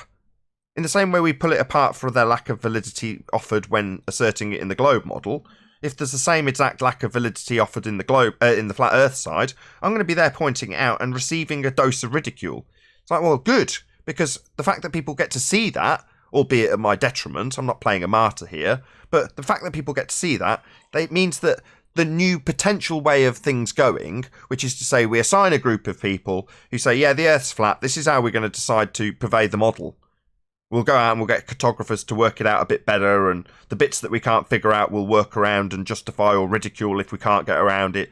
It's just a path to the same exact shite. So, flat Earth evangelism telling people that they need to relinquish their belief and faith in a globe, no, that's not reasonable. Expressing it as true and scientific and all that crap, yeah, we can still do all that. Exposing people for their lies, especially when they definitely know, i.e. you've told them. But, as for everybody else, you Joe normies, if they don't give a shit, why is it my place to ruin that? Unless they're doggedly asserting it to try and validate something they're trying to prove. Why? It's not my place to say, oh, by the way, did you know that you actually are under this impression that the sky's a vacuum and we're on a ball? Well, that's bullshit because X, Y, and Z. And why is it my place to ruin that guy's day when probably he's just going about his day, or she's going about her day, maybe doing a shopping, thinking about picking up the kids from school, and they don't care? But it's not my place to ruin their day. Well, I think what you said there goes a long way with those who have ears will hear. So when I'm talking to globers or normies who are under the guise of a globe because they've never checked it out for themselves, if they show interest, I talk to them. If they don't show interest, well, have a good day. Like you said, I'm not here to ruin your day. I'd like to circle back to the 500 years ago when Christianity was I knew it. untenable. Could we go back there? If you like, I should really hold myself to account. Fuck, mumble, mumble, mumble, mumble. No, go ahead. I've got my lights on. I'll turn them off. I was going to round out the show, but I'll take the tongue lashing if I'm due one. Negative. Really? Just joking. I know you're just giving an analogy. It's not untenable. It never was untenable. It's not a philosophy, and it's not a religion. It's a reckoning. Thank you. Praise be to Jesus. You made it sound a little cooler than you. I don't know. That reckon. That's definitely a. Oh, you're going to ruin my You're ending. gonna round out the show? I know, but go Reckoning on. with the W, you mean? I want to get that clearly. now. Well, reckoning or R. I think the decider of some sort. The reckoning or R. What you're saying is that upon realization that we must have a God, which is often the case when people realize that first law of thermodynamics exists. No, well, what I was going to say when they come to flat Earth, but let's just skirt that issue. When people recognize that there must be a creator, they then have the similar red pill, blue pill situation. I.e., they can go back to the nihilism if they just defend the radius value, or they can accept that there may be a point where they're going to have to account for all the shit that they've done in their life. The reckoning. I think that's a lot of it. People have got skeletons in their closet, and when they go, you mean there might actually be consequences? It's not just abject nothingness and nothing really matters. Oh dear. I don't like that. I'm going to defend the globe. Infinite nothingness sounds a lot better with all these skeletons behind me. That's what it is. People are afraid of judgment, right? I think so. Well, In some instances. The Aztecs used to kill people when there were eclipses. That's because they worship God. That's not necessarily Christian, but that's definitely space religion. And I think that the way they predicted they with that was nature, just the with thing water. How do you know that? Which is- Where'd you find this information? They have a worship tour the- in Tenochtitlan, the Mexico City, which used to be Aztec Empire, where they had reflection pools where they just reflected the sky and marked the locations with sticks in the pool. Now that's like flatter because it's flat water, perfect level. But they were able to predict eclipses, and it killed a lot of people. How do you know they kill people though? That's just what they say. I mean, I absolutely could not prove that, but that is their. Well, I didn't make it up, that's for sure. I mean, you could look into it. You don't have to believe. What? That was good. What? I didn't make it up. They didn't just make it up. That's for sure. Well, that's the story. You could Google it. I don't know if everything you Google is real, but you could. I'm sure it's true because they made it up themselves. Look, there was a movie called Apocalypto. Great movie. You remember that movie? Yeah, That's no, the that's movie. based on. Yeah, that's based on. Yeah. Yeah, So we got it and from it's the all movies, okay. it's all over the. But they didn't believe in a ball. Can They I didn't have finish a spherical. sentence? Go ahead, then. My goodness, I'm barely taking a breath here, and everyone jumps in like I dropped a bunch of Skittles everywhere. My And with goodness. that, I'll say a huge, massive. No, I'm only joking. No, let me do the with that. I love that line of yours. All right, so not just the Aztecs, all over Europe, all over Mesopotamia, all over everything. People either worship creation or they worship the creator. And when they worship creation, and that creation of that, say the sun god, then they make sacrifices to the sun god. These are the stories passed down to us, recorded in history. So the point is simple. You either worship the creator or you worship the creation. And these ballers, they're into worshiping the creation. Yep. And they want to be in control of what the creation is.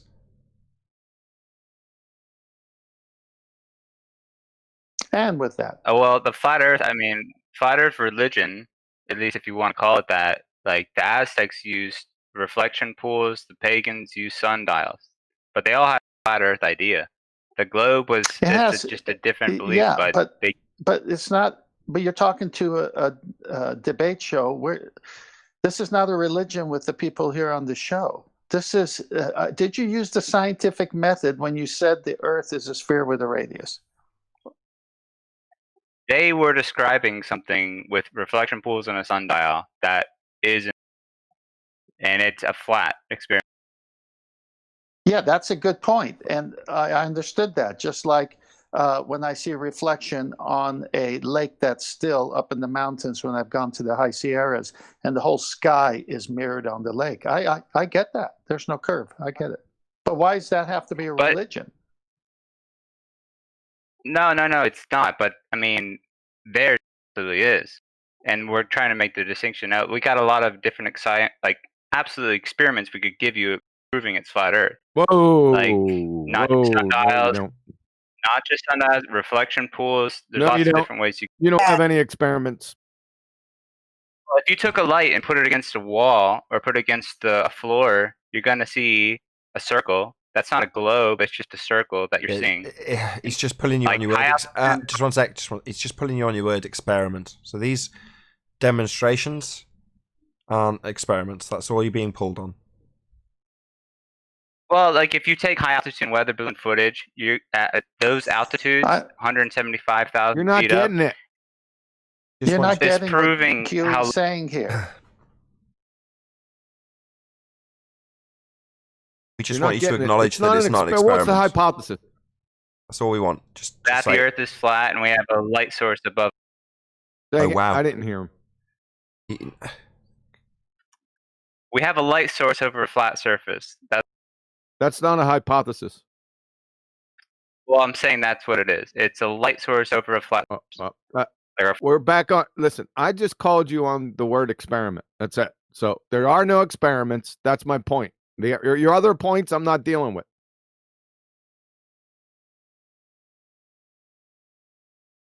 Well, it's kind of like a light just above a flat surface. Like if you took a light bulb above a Still not getting it. or a wall, All he wants you to do, just hear me out. All he wants you to do is to say, "I understand that they're not experiments." Not detail what they are over and over. That's the only bit he wants you to acknowledge. Oh, I mean, there's just a different way of seeing it. Like maybe. No, the observations are your talk. Yeah, just apparently this is what it looks like, and we understand that it doesn't say sphere; it just says there's a circle of light above a flat. It's still not an experiment. No, it's not. Look, this is such a good moment actually, because here we are not doing what the Globers do. We're staying true. And this is fantastic actually right now, what I'm observing and hearing. Yeah. We were accused of being echo chamber last night in 24. Well, why wouldn't it be a light over a flat surface? Like that's. You're not understanding. We're not disagreeing with you. What you're saying. You don't have a scientific experiment. Well, you could do an experiment if you put a light over God. a flat wall or floor. That's why it's painful. So, on 4 occasions, we've tried to get you to acknowledge that you keep using this word experiment. And what you're doing isn't an experiment. Now, we're not disagreeing with any of the premise. We're not saying you're right or wrong. But when you call it an experiment, that implies systematic experimentation based on a hypothesis after observing natural phenomena. And you're not doing that. We just need you to say, I understand it's not an experiment. Because you haven't. And then you've gone on to say, yeah, but it could be an experiment, and then just detailed the exact same thing.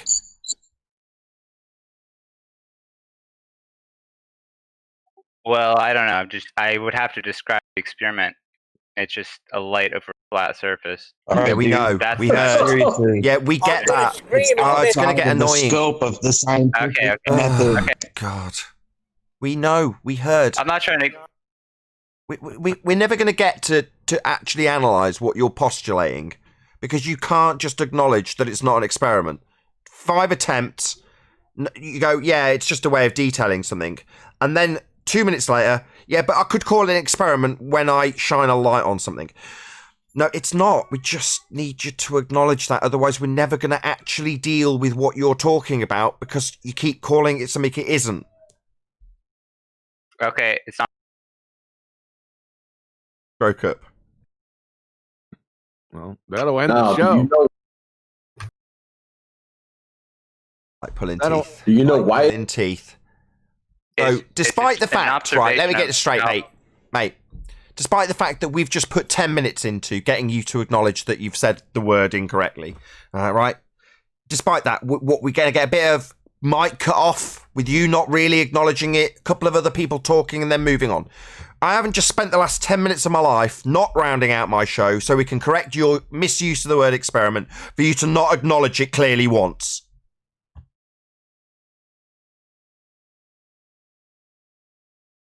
He did say it. I'm sorry. He did say it was not an experiment. He did say that. My bad. And I'm asking him, does he know why? Well, I don't think I need to explain why it's not an experiment. I think I'm just saying there's ways of understanding. Yeah, we weren't going to ask you to explain it. You having a laugh?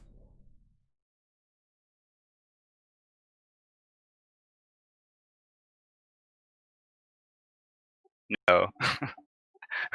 God, it's that laugh again that we got from the dude. Mate, while I appreciate that you're a flat earther, right? Even though you've accepted that which we all appreciate on this panel, the Earth is obviously and observably flat, right? That doesn't mean you're on our side, yeah? And I'll tell you why. Because when these words get abused, and we get a little giggle rather than a really clear acknowledgement, yeah? And then the dissection of why it's being laboured, things like that, when that doesn't happen, we just get sniggers. It means that you're potentially just going to go out and do the exact same thing again.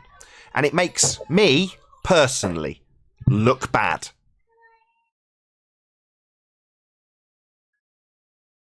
I'm just saying it's a light above a flat surface. Yeah, we know you just want to get to your point. I know that. Describing that, it doesn't matter. So tedious, just like a globe head. It's not exclusively globe heads, is it? No. My God, it's just painful, mate. Well, isn't that what you said, QE? That the biggest problem we have is flat earthers not knowing? Correct. Yep, one of the biggest issues. Yes, that's okay. You can walk them through it if it lets you, but I don't know if it's going to happen. Who knows? But you were asked a question. I have the new John, ask your question again. The other John, the one that was just talking. Do you want to ask your question again? Maybe it wasn't you that asked. I was gonna say that I have the new globe Earth argument. Okay, we'll come back to that in maybe 2 minutes, I reckon. Somebody on the Discord panel asked him, do you know why it's not science? Can't remember who it was.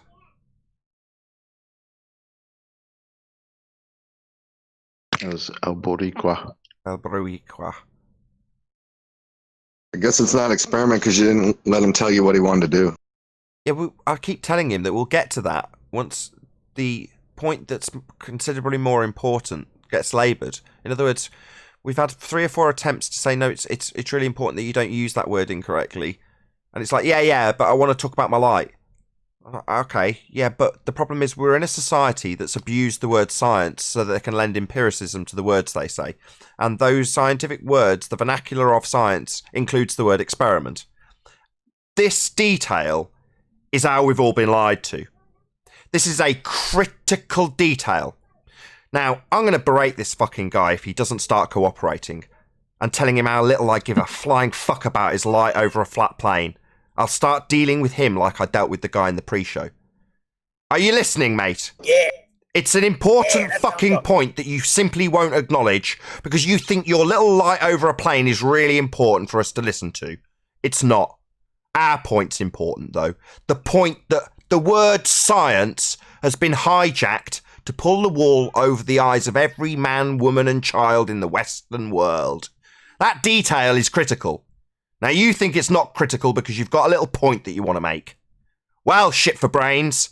Until we get you to acknowledge that your abuse of this word science won't be fucking tolerated, we won't be talking about your shitty little example. Is that clear? Absolutely. Right. So can you just acknowledge that abusing the word experiment continually when we've now taken 20 minutes to labour the point that that's how we've all been hijacked and deceived with this hijacking of the word science that you're now doing? Can you acknowledge that, please? That's very confusing now. And It's that's just a good light answer. over a flat surface. No worries. It's a good answer. Confusing. Not confusing, but I want to move back onto my point that I'm getting more and more pissed off about. I'm going to be really fucking blunt with you. I do not give two fucks about your light. Is that clear now? You mention the light again, I'm going to get really fucking angry with you fast. Do you understand that I do not give a shit about your example anymore? Say yes. I understand that you couldn't give a shit about my light that I keep going on about. I did care. I was willing to detail it and go through it and discuss it with the entire panel.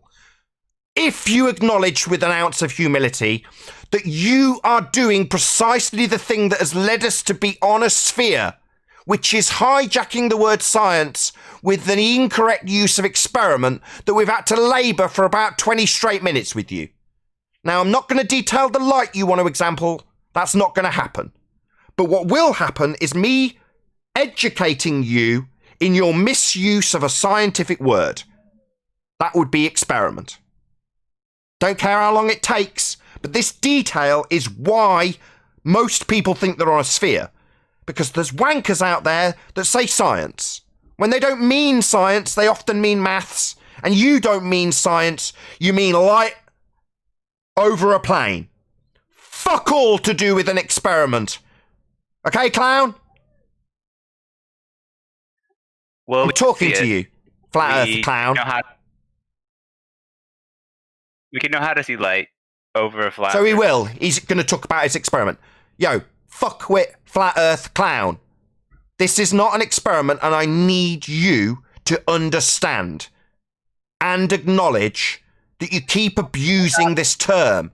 And the reason I'm highlighting it is because that abuse is the very reason we're in this mess that we're in with people thinking they're on a sphere.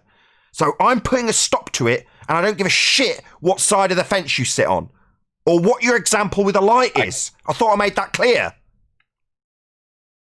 I can respect. Mumble, mumble. I need a nice clear acknowledgement of the point that's been laboured for 25 minutes. I think he said I could respect that.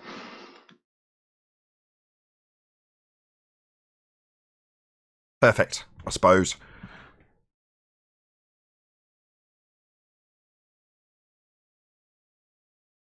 When I talk to my kid and I'm trying to communicate with them, what I try and do is I try and get eye contact with them. When I'm looking into my child's eyes, I can see in their eyes that they've understood and acknowledged what I've said. Now, obviously, here we're not looking into each other's eyes. It's purely verbal. So I can respect that. What? The 20 minutes of detailed discussion that you've given basically no acknowledgement of? This vague shit that you've given me back doesn't communicate anything, mate. Not really.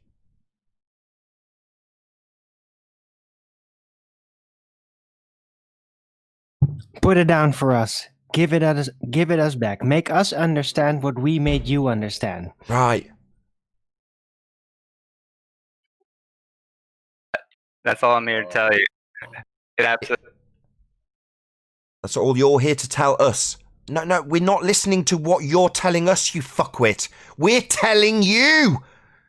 All you've got to tell us. You haven't told us anything. I've stopped you. We were going to listen to you shite, nonsense little example that you think's an experiment.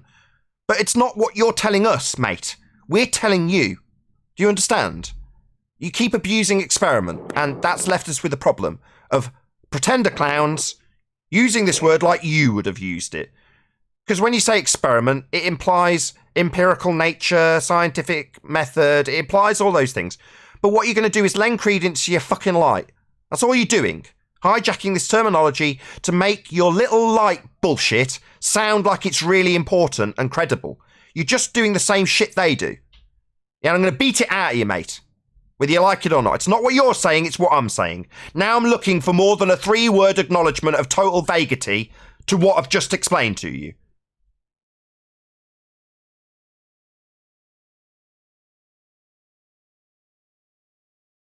Absolutely.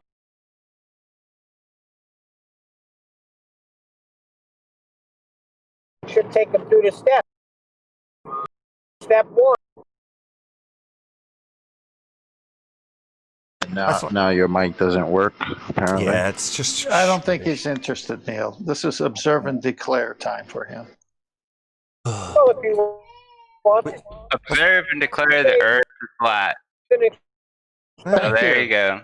Thank you can you. observe As it, long you can as you don't explain say it, I can experiment. Take them through it. tell you how to understand how the Earth is You're a freaking idiot. And it's Neil, you're breaking up. embarrassing. Neil, It's Neil, freaking- Neil, hold on one sec. Yeah, we're not going to necessarily disagree with any of the things you've got to say here. I agree, obviously and observably flat, demonstrably, provably, demonstratably. But not experimentally. well, demonstratively. There you go. Absolutely agree. You can't. That's fascinating. There's lots of. Yeah, that's fascinating. But the hijacking of the word that you used incorrectly is what we're labouring, mate. No, that's why I say it's fine. I understand. That's not enough.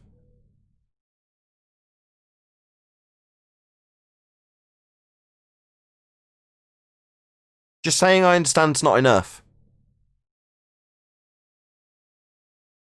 Can you explain what you don't? Why?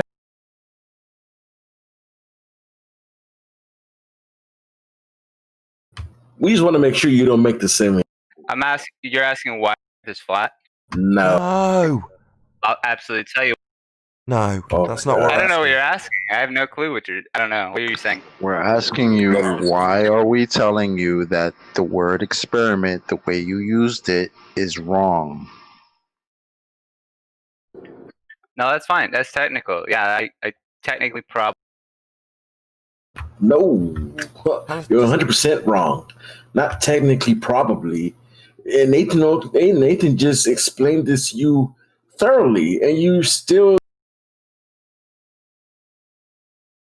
I don't want you to launch into No, an I have no explanation idea of- what I'm about.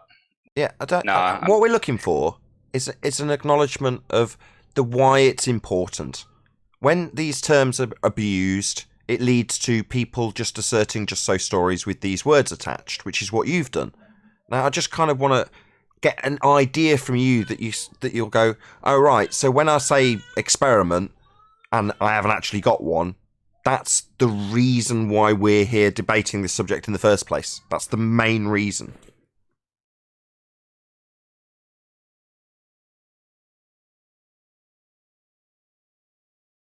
I agree. Like, absolutely. Okay. Getting more and more painful. You agree. Okay. Pound I'll says agree. that your next example is an experiment based with light. Light over a light bulb over a wall, next to a wall or a floor, I think would give you a circle of light. But it's just circle of light over a flat. You could try that yourself. Just take a light bulb. That's just what you're seeing given your reference frame of where you're in that circle of light. It's just like I can give you high altitude balloon footage.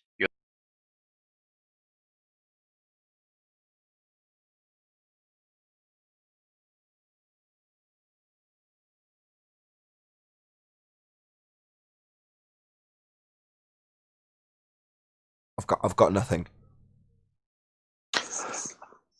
Welcome to Flat Earth. Welcome to Flat Earth. This guy is something else. Look, we all know the Earth is obviously and observably flat and motionless. We're not in disagreement there. You are just not getting the fact that when you use the word experiment in the way you did, that's what the Globers do to pass their pseudoscience. Because an experiment, it has very narrow definitions and how it's conducted. And you saying a light casting a thing on the wall is not an experiment. It doesn't fall within what you're trying to say. So you're better off saying the Earth is obviously and observably flat and motionless, and we all say good day with that. Thank God for 10th Man, because I'd lost the will to live and probably couldn't have given a decent summary, which he just has, so thank the Lord. With that, I will say a huge, massive, enormous thank you to both Discord and G Plus panels for making today's after show possible. Of course, a massive thank you to all of you in either Nathan Oakley 1980 or Nathan Oakley Premiering Stream audiences for hopefully smashing the super chat, liking, commenting, sharing, subscribing, and all that good stuff. Be sure to check out nathanoakley.com and the Flat Earth Debate Forum to keep up to date with the community debate. I've been Nathan Oakley, and I'll see you all in the next video.